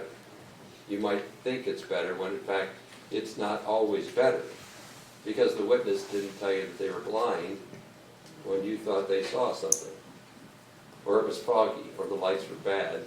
So when you think about the evidence and how to weigh the quality of it, what a person saw, what they heard, what they personally experienced, is good evidence, direct evidence. But so is the circumstances around that testimony. They're both fair game. Often people infer that something exists based upon the circumstances and inferences. I inferred the reasonable circumstantial evidence that you wrote in your book. That's fair. But I'm not allowed to infer, because you took notes, therefore you also did something else. You can't stack an inference that something else occurred on top of something else you thought occurred, on top of something else that could have occurred. The idea here is what we call remoteness. It gets more and more unreliable the more remote you get from the first circumstantial evidence. If you want to say the circumstantial evidence is reliable, great. If you want to infer that that's reasonable, great. But don't stack another, well, now I suppose something else happened, and if that happened, then something else should have happened. It's stacking, it's called remoteness. Then it gets unreliable. With regard to the exhibits, you saw exhibits, there was testimony related to them. Consider whether the exhibits are in fact what they are portrayed to be. You decide what weight, if any, the exhibits have to have when thinking about the testimony involving them. Exhibits in video can speak themselves, but sometimes paper and other exhibits don't. So you have to consider what the witness said in light of how the exhibit was portrayed. Don't make inferences or conclusions based upon the number of exhibits. Remember, I want you to look at the quality, not just simply the number. Like theoretically, the plaintiffs had more number of exhibits than the defendant. Don't care, don't count numbers. Look at the quality, make the content important. You'll have like physical, tangible paper exhibits back there. When you get to the video or the data-driven exhibits, you'll have a computer back there so you can use that to look at the exhibits. So it never works that way, so I always offer the bailiff services that he can come back and, as you saw, make the technology work. So if you struggle back there with plugging in a thumb drive and finding the drive and then turning it on, we would expect that. I'll tell you how to communicate with us, but just ask for help. We'll send back a very capable bailiff and he'll save the day. Evidence is not what the lawyers say. You heard opening statements, closing arguments. That's not evidence. It's helpful, it's necessary, it's built into the system, but it's not evidence. If a statement was asked and the question was not answered, there's no evidence from the question. I did that once or twice to show you how it works. Just, you might have thought the answer was going to be yes because the witness was shaking their head yes. The witness was, yeah, I understand the question, and the answer is no. So you can't use body language to get an answer that wasn't spoken from the record. I don't think that happened too often. But remember where the evidence is. It's the exhibits and the witness statement, not the lawyering side of the case. There was times where I sustained objections and handled the lawyers the way I thought was necessary. I always ask people to apologize or accept my apology if you thought how I handled the lawyers is any kind of a comment upon the quality of the case. Like, I try not to do that. But you might misunderstand that in scolding a witness, or handling a lawyer, I was expressing an opinion. I love it when you guys show up, because I don't have to decide. It's like I always try to make sure I'm neutral in my facial expressions and my voice tone, but sometimes I just don't get that done. An important role for the jurors is to weigh credibility. Credibility is assigning believability, assigning weight to the evidence, assigning weight to the witness testimony, assigning weight to the exhibits.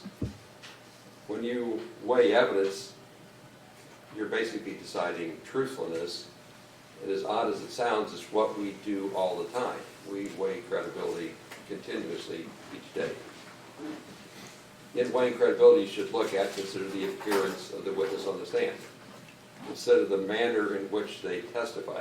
Did it seem straightforward? Did it seem honest? Did it seem evasive? What did it seem to you? So you're using your eyes and you're using ears to weigh credibility. Think about how reasonable their testimony was in light of the subject matter of the trial. Consider education, interest, bias. Consider if they were frank with you or not. We use these tests every day to decide whether we want to rely upon or find a person believable or not. As I told you before, every witness took an oath to be honest in their testimony. The oath does not bind you that just because they're talking, I have to believe it. In fact, you have to parse it out, because people could very honestly get up and say, I believe this to be true, when in fact they're misunderstood and wrong, not lying. So to recognize you can parse the evidence. You can believe everything a witness said. You can believe nothing a witness said. You can pull out the pieces you think are credible and ignore those that you think are not credible. And then you shuffle that entire deck with every witness along the way. As a rule, we want people only to testify, general rule, about things they heard and experienced and saw, first-hand testimony. So that's the general rule. But then we violate that general rule because we let people express their opinions about what the facts or circumstances mean that they experienced. So in deciding what their opinion means and how you weigh their opinion, you do the same thing. You're allowed to hear their opinion. It's evidence. But you have to, again, parse it out in terms of the credibility test. A person can give you an opinion, and you might go, I don't believe that because that's not in their subject matter. Or they don't have enough knowledge. Or their emotions got the better of them. Or they have an interest or a bias or whatever. And you might go, no, it's a completely valid opinion because of whatever credibility factors you have. So we give you direct testimony, we give you circumstantial, we give you opinions, and then tell you to weigh out those things that you find believable, credible, and otherwise. In this process, the jury sits around as a committee. And it might be that you find a person credible, the other person finds somewhat credible, and another person finds not credible. Expect that to happen. And then resolve those differences back then. There's more about that later, but in this whole deliberation process, that's normal. Somebody said while they were here, yeah, I'd serve on jury. No, it wasn't easy. It's not meant to be easy, it's important. I just have to explain the rules enough and then tell you don't get your feelings hurt when you get back there and begin the discussion. The instructions I gave you so far would be relatively common in most trials, because those are general rules for how to do the job as a juror. The next set of instructions in the middle I call substantive instructions. These are the law that applies, the rules that apply to this set of facts, these claims. You'll have sets of these instructions to go back over, so I have to read them to you in the party's presence, but you're not expected to remember all this.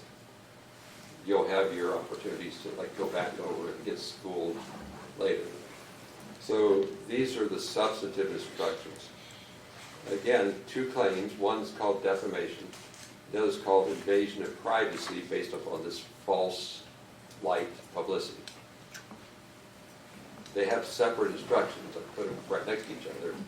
But the rules for the one claim are not the same as the other. there's overlap, but they are a separate set of rules. So don't apply the rules for defamation to the false light publicity claim, because you went across the line of their two separate causes of action. With regard to defamation, each plaintiff claims defendant defamed him or her that then caused them damages. To establish defamation, each plaintiff must show that a statement, that could be oral, written, video, was portrayed a fact that was published. So the statement was made, the statement of fact was portrayed and published. Second, that the statement was untrue. Third, that the defendant acted with malice, actual malice, or reckless regard for knowledge of the truthfulness, and that they suffered injury. I'm going to break those four apart. Okay, so again, the statement was portrayed as a fact. It has to be public, so that's all rolls together. That the statement was untrue. The defendant acted with either actual malice or reckless regard about the truthfulness of it, and then that caused injury. Plaintiffs are considered public officials. You've heard a lot of that. So that's where the clear and convincing evidence standard applies. So what you're doing is taking on the element of the defendant acted with malice or reckless disregard about the truthfulness of it. That's the higher clear and convincing proof. So on that element, it's not just a preponderance. On that third element, it's thoroughly convinced about his motive for publication.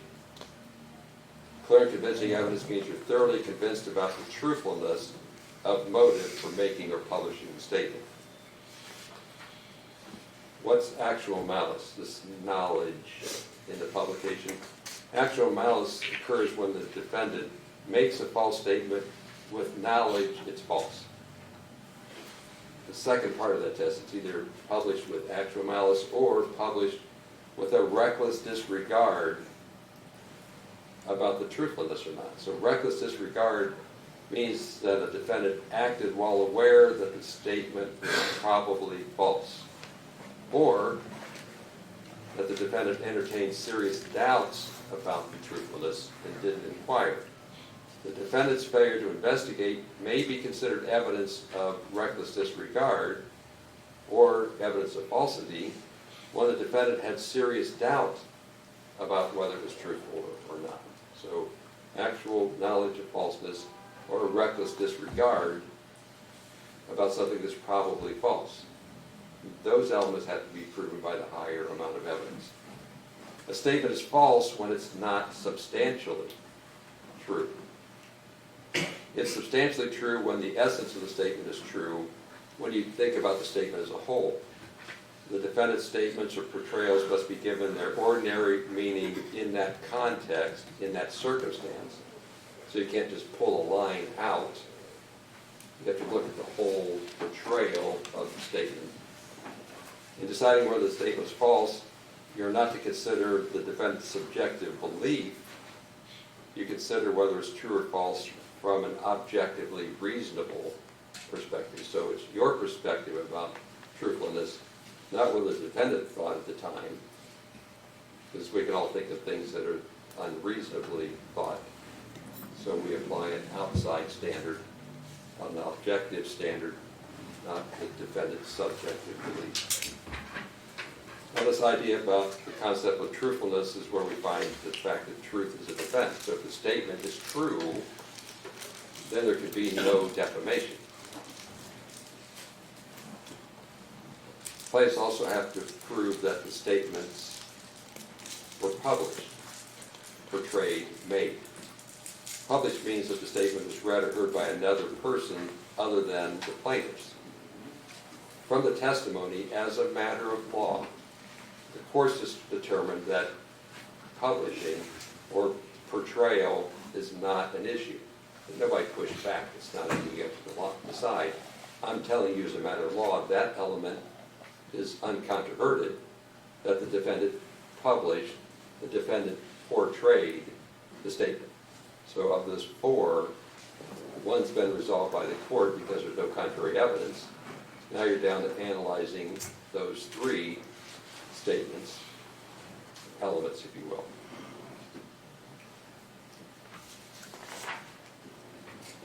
You need to know how to differentiate between facts and opinion. In a defamation claim, this is important, this is over on this side of the first claim, fact versus opinion. The distinction between portraying a statement of fact and portraying a statement as opinion is crucial. It's an important distinction, portraying a fact or portraying an opinion. Only statements of fact can be the basis for a defamation claim. Statements of fact could be untrue, which is the nature of a defamation claim. If I'm expressing an opinion, there's no way to decide whether it's true or untrue, so you can't defame someone in expressing an opinion because there's nothing verifiable about it. It's an opinion. So a defamation claim has to involve an untrue fact. To determine whether a statement is fact or opinion, you apply these four factors in their whole text. You look at the specific statement, the language in the statement. Consider, importantly, whether that statement is verifiable or not. Then apply the general context of the statement, and then think about not only the context of the statement, but then the broader, how the statement could be received or heard. Start with the statement, is it verifiable? Consider the circumstances of the statement in its context, and then go farther out to the statement's circumstances in general. Look at the precise wording. Determine whether a reasonable hearer or listener would view the words as portraying fact or portraying opinion. If a statement is made and it's considered an opinion because it's not verifiable, there could be no defamation. If a statement is made and contains verifiable information, then it can be the subject of a defamation claim if the verifiable statement is untrue.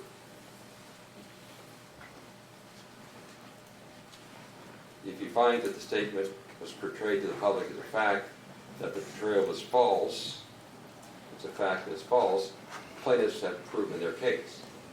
If you find that it's not a fact, or that the fact was true, then the defendant prevails.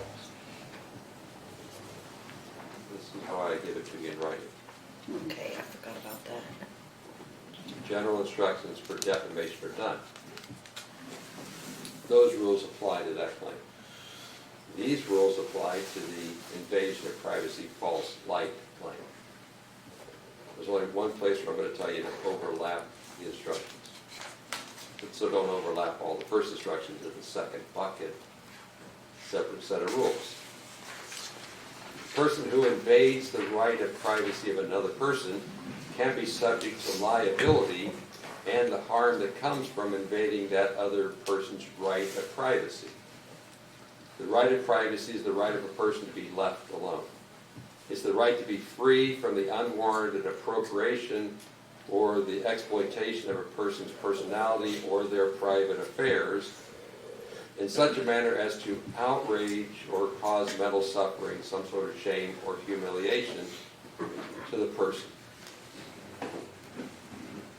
Each plaintiff claims the defendant violated his or her right to privacy by publicizing false information that places them in a false light in the public.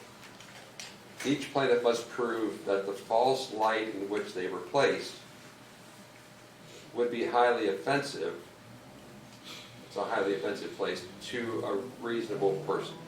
Not their subjective, but would a reasonable person find that they were put in a highly offensive place. And the defendant had knowledge of or acted with reckless disregard to the falsity of the publicized matter. Reckless disregard, falsity, and actual knowledge are the same definitions from the first section. So that part of the first instructions you can carry over. Actual knowledge, reckless disregard, and falsity, I'm not going to redefine. That part you would read over. But it's a different test. Was the particular plaintiff put in a false light by the false information. False light means the defendants know that the plaintiff, as a reasonable person, would be justified in feeling seriously offended and aggrieved by the publicity. Seriously offended and aggrieved by the publicity. The plaintiff's privacy is not invaded when it's an unimportant statement that's made. It's only when there's such a major misrepresentation of the plaintiff's character, history, activity, some fact, that it might be reasonably expected that a reasonable person would be highly offended. Determine whether the statements made by the defendant would place a reasonable person in a position of false light, not merely whether the plaintiff believed they were in a false light. So this is the objective perspective that we use for juries. You're the outside public looking in. You consider it reasonable or not, but they would be highly offended. It's not their subjective belief, it's the public's perception. To be highly offensive, the plaintiff must be justified in the eyes of the community as feeling seriously offended and aggrieved by the publicity. The statement must be such a major misrepresentation of their character, of their history, of their activities, of their beliefs, and facts about them, that they would be seriously offended in the eyes of a reasonable person in the public.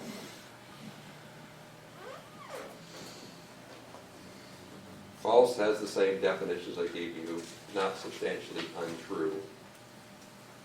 The fact versus opinion distinction doesn't apply from that, so you don't have to do the fact versus opinion analysis. If you find that any one or more of the plaintiffs proved all the elements of false light, invasion of privacy, then you would enter a verdict in their favor. If you find that any one or more of the plaintiffs did not prove all the elements of false light, invasion of privacy, then you would rule in the defendant's favor. I'll say it again, there's 7 determinations on false light, there's 7 determinations on defamation, and you make them separately. If you find for a plaintiff in either one or both of their claims, then you go to the question of whether the defamation or the invasion of privacy caused damages. There always has to be a connection between the false statement and the damage, or the false light offensive position they were put into, and the damages. The person who seeks to recover damages must prove not only that the other party caused the harm, but also that the conduct approximately caused them injury. Approximate cause is an act that in its natural and logical sequence caused the injury. There was an example of the defendant could have caused, but was something else actually the cause. You have to sort out whether the person's injury came from the defendant's conduct or came from somewhere else. With regard to damages, the purposes of damages are to compensate a plaintiff for injury, to their reputation, for any kind of monetary loss, for emotional distress, so it's compensation, to vindicate the plaintiff, which helps restore their reputation, and to dissuade others from publishing defamation statements or false light statements. If you find that any one or more of the plaintiffs' claims should be ruled in their favor, then you have to have the greater weight of the evidence, the preponderance of the evidence about the amount, not clear and convincing proof about damages, but in your deliberations, slightly more evidence in favor of the amount to award is the test, the burden of proof. Take into consideration all the facts and circumstances and evidence, decide what amount of compensation should be awarded to each particular plaintiff. These are the kind of types or examples for which you can award money. Harm to their reputation, including exposure to public hatred, public contempt, ridicule, or public scorn, and or loss of professional income and or out-of-pocket expenses, and or physical, mental anguish, pain, and suffering, loss of society, companionship, and friendship. Those are all eligible factors or categories by which to compare or measure damages. It could be that the award of damages is not easily determinable and you can't put an amount on it. You can still order what's called nominal, or I'm going to use the word token damages. So if you find in favor of the plaintiff, then you have essentially the opportunity to go from 1 to wherever. Nominal or token would be the 1 or 10 or some low amount as a statement that they prevailed and entitled to damages. But you're not bound by anything more than 1 in your deliberations. But if you find for a plaintiff, then there has to be an award for damages, assuming there's a causal link between the defamation or the false light and injury or harm to reputation, emotions, etc.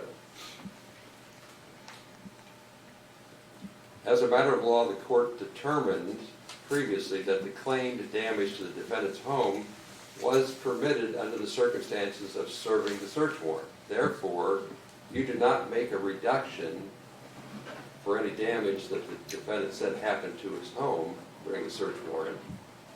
The court previously found, as a matter of law, that that's expected or permitted as well as serving the search warrant. So you don't subtract based upon whatever you think happened to his home.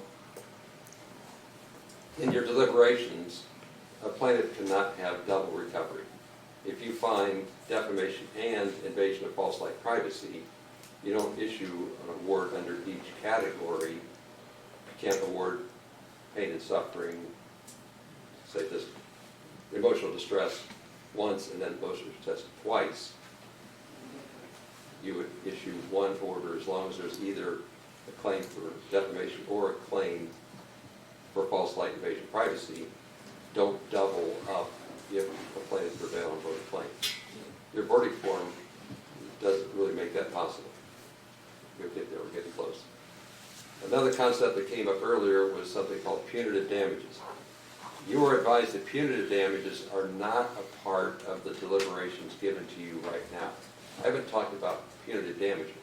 Punitive damages are meant to be punishment damages for conduct. That's not a part of your deliberation. You're deliberating what we call compensatory injury-related damages.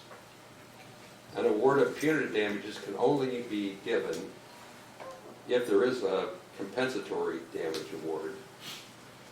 If a compensatory damage award is given, then you come back with a different set of instructions and have arguably a second deliberation about punitive damage. You don't have to award it, but they aren't all lumped in. So don't think in this first phase, oh, the punishment are really bad. That's not where we are. If you find any plaintiff prevails on either claim and it caused injury, compensatory, actual repair damages, if you will, are what we're here for, not punishment.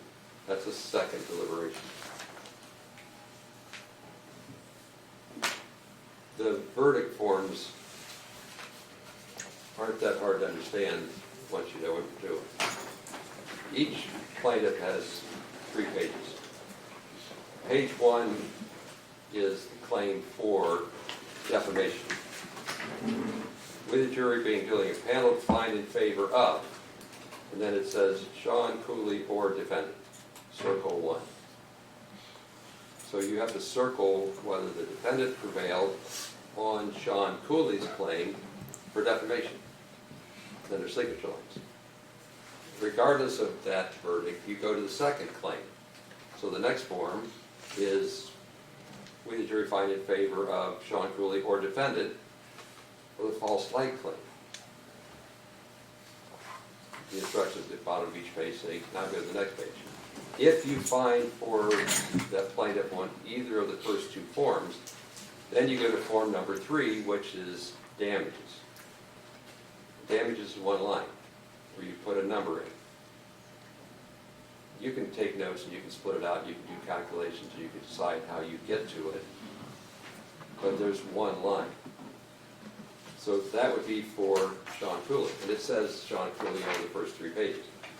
And then the next 3 pages say Justin Cooley, same 3 pages. So the first 2 pages find in favor of that plaintiff or the defendant, circle 1. Next one, in favor of that plaintiff or defendant on the second claim, circle 1 of those options.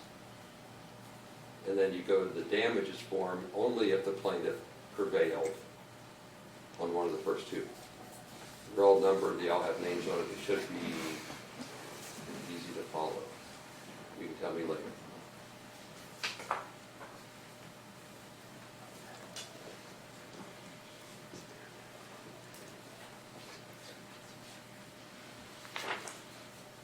What do you do when you go back there? The first thing you officially you need to do is pick a foreperson. Now the foreperson is not the shop foreman, they're not the boss. They don't tell you what to do. The foreperson job is to organize the discussion, engage people, keep track of the exhibits, be the committee chairman. But the foreperson doesn't convince you to do what they want, they organize the discussion. There's no way to pick a foreperson. You can arm wrestle, throw fingers, draw names out of a hat, don't go to the bathroom first, because you very well could come out the foreperson. I don't care. I've heard people say that. They just pick them because they weren't there. It doesn't matter. I can't tell you how to pick one. Just get one. Throwing fingers is fine. It takes too long. You probably already know who's willing to do it, or maybe you've talked to each other enough, or you just say, sorry, you lose, you're it. But it's just organizing discussion. That's all it is. Just organize the discussion. Make sure nothing leaves. You'll have in your possession the verdict forms, the exhibits. You'll have copies of these instructions. Keep all that back there. When you come out, the only thing left to bring back out here should be all these verdict forms. Leave your notebooks back there. Everything else in the foreperson should make sure that that goes on. How do you deliberate? Generally, the advice to you is to go back there and start talking about the case, replay the witnesses, but don't just say, I think something ought to happen. When you come out with your first opinion and then start discussing it, a lot of people realize their first opinion is not their best opinion. But once you threw it out there, then you got to figure out how do I get my pride back and retool. So generally, don't go back there and just say, here's what we ought to do. What do you think about this witness, and how did this one come across, and do you understand the rules? And start into this discussion process, however you can do it. But eventually, then you're going to need to start getting to the point where you see a consensus is being built. If you immediately express an opinion, changing is sometimes hard, so work together to build a consensus. Consult with one another in the jury room, deliberate with a view of reaching an agreement. You can do so as a group, but without surrendering your own conviction. Each of you ultimately has to decide this case for themselves in this deliberation process. You might find somebody leaning on you to change your opinion. That's good, unless you feel pressured against your will to change your opinion. If they come at you with good arguments, maybe you should rethink your position because their arguments really are good. So like a certain amount of give and take and tension is usually the sign of a good deliberation. Just don't take it personally. Never surrender your own personal convictions just to get along. Don't be influenced by considerations of sympathy or prejudice. The law does not expect us to be robots and have no sympathy, no emotions, no prejudice, or no biases. That happens all the time. You have to set those aside. You're required to disregard them, to make your verdict carefully, to weigh the evidence, consider disputed questions of fact, apply the law to try to reach a verdict which the parties would be considering fair to both sides. Fairness is a big thing. Is this verdict fair to both the parties? Consider all the evidence regardless of who brought it forward. Do so with intelligence, impartiality, without bias, without sympathy, without prejudice. During the deliberations, if you have questions, you're welcome to write them down, which then comes to me, which goes to the lawyers to give you an answer. Like a magic doorbell. Knock on the door. Okay? The bailiff's like within earshot, he doesn't have it pop up against the door. So like pound on the door enough to get his attention. He'll come back, get the question, give it to me, I'll huddle with the lawyers, get you an answer. So when you get back there and there's a problem, you don't understand something, you want more information, you can get more information. Like we'll try to make sure you're not starving, like creature comforts will be provided. Like we're gonna run into the lunch hour, so there's a way of taking care of it. I heard it yesterday, they'll do it today. So like we're gonna wanna cover all those bases. The clock is yours when the deliberation starts. You watch me pay attention to the clock, right? I don't have a clock because you do. So how much time you need is up to you, not up to our expectations or our time commitment. We've got to make sure that when you deliberate, you don't do so out of like human denial or fatigue. So yeah, we're going to watch to see how that goes. Like you might have me send you a question saying, is everybody fine? Are you awake? Do you need coffee? Do you need food? What do you need? One jury kept going, my personal record is 1:24 a.m. because that's what they wanted. They didn't want to go home. They were not coming back tomorrow because they were locked in and doing a good job. But it wasn't my clock, it was theirs. Until the verdict is announced in open court, you cannot indicate to anybody what it is. When you knock on the door saying we have a verdict, the bailiff will come, he'll tell me that you have a verdict. The foreperson brings the forms out here, and you hold on to them so everybody's here, and then we open the verdicts in front of all the parties. Don't say, oh, so-and-so, and this is the outcome, because the bailiff doesn't want to know that, and he shouldn't know that, because it has to happen in this room. Up to this point, like I've told you, like not to talk to people, that still applies. Anybody outside of the jury, that's off limits. If we deliberated today, you went home tonight, came back tomorrow, the rule's especially important. You can't tell anybody anything at all. Once the case is done, you can, in case I forget to say that. With regard to deliberations, I've got 10 of you and 2 extras. So the 2 on the end, 17 and 19, you're alternates. So you don't deliberate when you're not done. You're what we call insurance. There's no guarantee in an hour somebody's not going to get a call that they have to go, or that they hit the floor, or somebody had an accident, or the baby came early, or whatever it is. So you're not done. You're charged to not talk and to just wait. It's a luxury to have extras. I understand what I just did to you. I get it. But the number of times the jurors slot back in is not the majority, but it's enough that we're glad to have you for a reason. These folks get locked down and something happens along the way. We can't lose 3 days of trial work because somebody went through a stop sign or had a flat tire on a curvy road. Then all of a sudden you're back, we start all over, and the case gets done. So make sure the bailiff has your phone number. If you can be within like 15 minutes of the courthouse, I don't know what that means. If you live farther, just make sure Chris doesn't have to drive far to get you. He's not going to anyway, right? He's big enough that you don't want to cross him, kind of guy. Anything you want me to deal with in the instructions, Mr. Clinton? I had 2 minor issues. Okay, Judge. we'll talk over there. Okay. Mr. Osborne, again? I do have something, yes, sir. Okay, we're just going to see what I didn't do right, but we're close.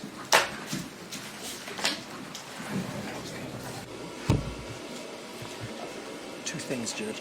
I didn't hear anything about finding of per se being having presumed reputational harm. think it's Okay. important that they know that if they find on the defamation, Here's where I think that'll show up. Okay, I left it out because it's one more thing to keep track of. Okay. If they find for the plaintiff and give 0 damages, I'll Okay. fix it. okay, sounds good. No, I get what you, too much information. And so I did it on purpose. Didn't Okay, type that. good. The other thing is, I don't think you told them that it takes 6 out of 8. You're right. You're right. Yeah, I would agree with that. Also, Hello. another thing is that I know where we got the alternates, we should probably give them the instruction not to do any news, not to do any social media, nothing like that look, would I'll tamper. build it out. Like I said, don't talk, but Well, that's, I'll build it out. Yeah, you're right. Yes. Yes. Look at his say to fall asleep. The vote is 6 out of 8, not 8 out of 8.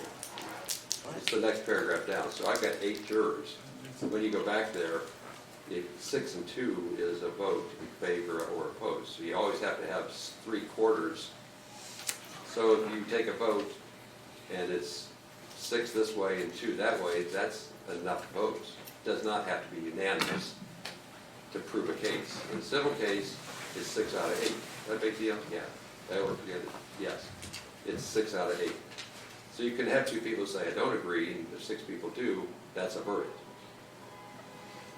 And then the emphasis for the 2 alternates is not only not talking is important, but not talking to the media is important.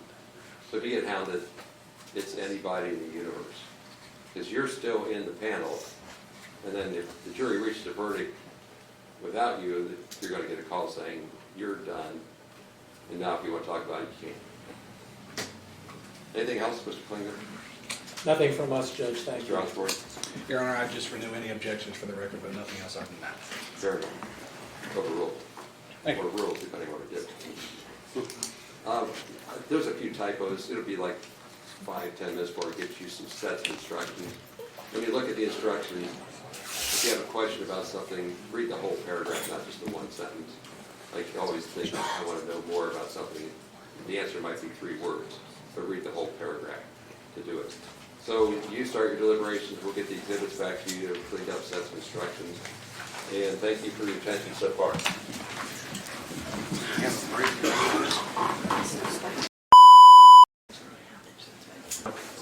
So the jury sent out a question, which I marked as for exhibit 1. I fashioned the answer, consulted with counsel, and they're satisfied with the answer to the 2-part question, right? Correct. Mr. Osborne, Yes, Your Honor. do you have any objections you want to read in the record? Not at this time.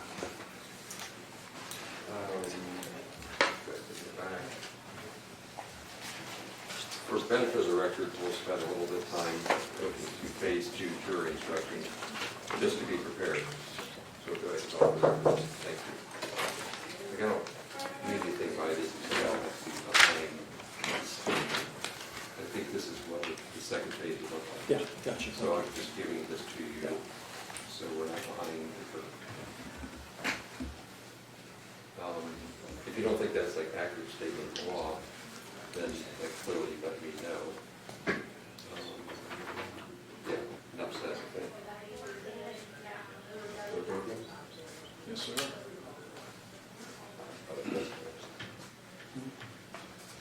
Oh, back on the record. Still on the record. We're going back on. Still are? We were on. Oh. We're off right now. Let's We're switch the back on. off. No, I want back on. We're still on. Exactly. I can't tell what you guys are doing. I'm just looking at the light. So there's also still open the injunctive relief claim. Yes. Just to take the out. Now we're done. Now we're off. Yeah. Yeah, sure. We have a question from the jury. The answer will be sent back without any disagreement with the lawyers, right? Correct, Your Honor. Yes, correct. Back it goes, off the record. Again, thank you for coming over. Thank you. Like some places just a little. Informed the jury reached a verdict, is that correct? Yes. Yep. Thank you. So if you'll hand the verdict forms to the bailiff, you'll hand them to me so I can take a look at them. I looked at the form of the papers, essentially to see if they're properly signed. So that's the next thing that happens. Thank you.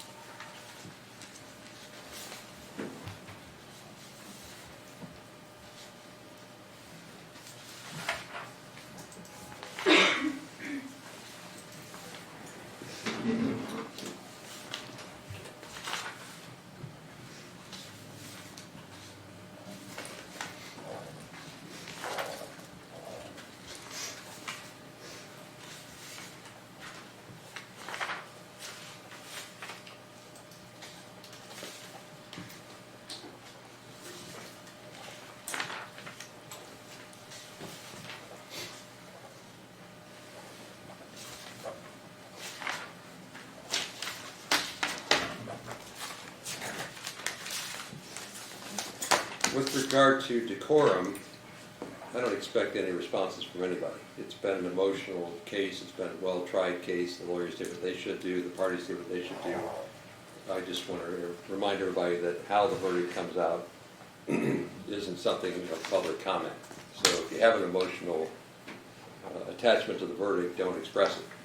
Wait till you get out of the building before you let your emotions out.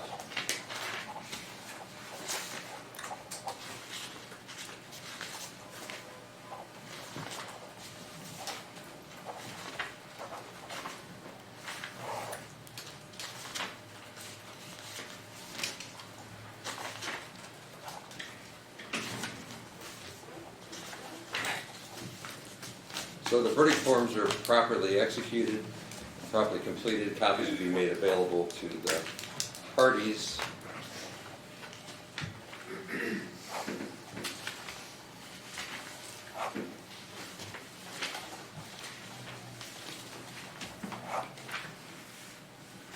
And in all circumstances, the jury finds in favor of the defendant, no plaintiff verdict prevail.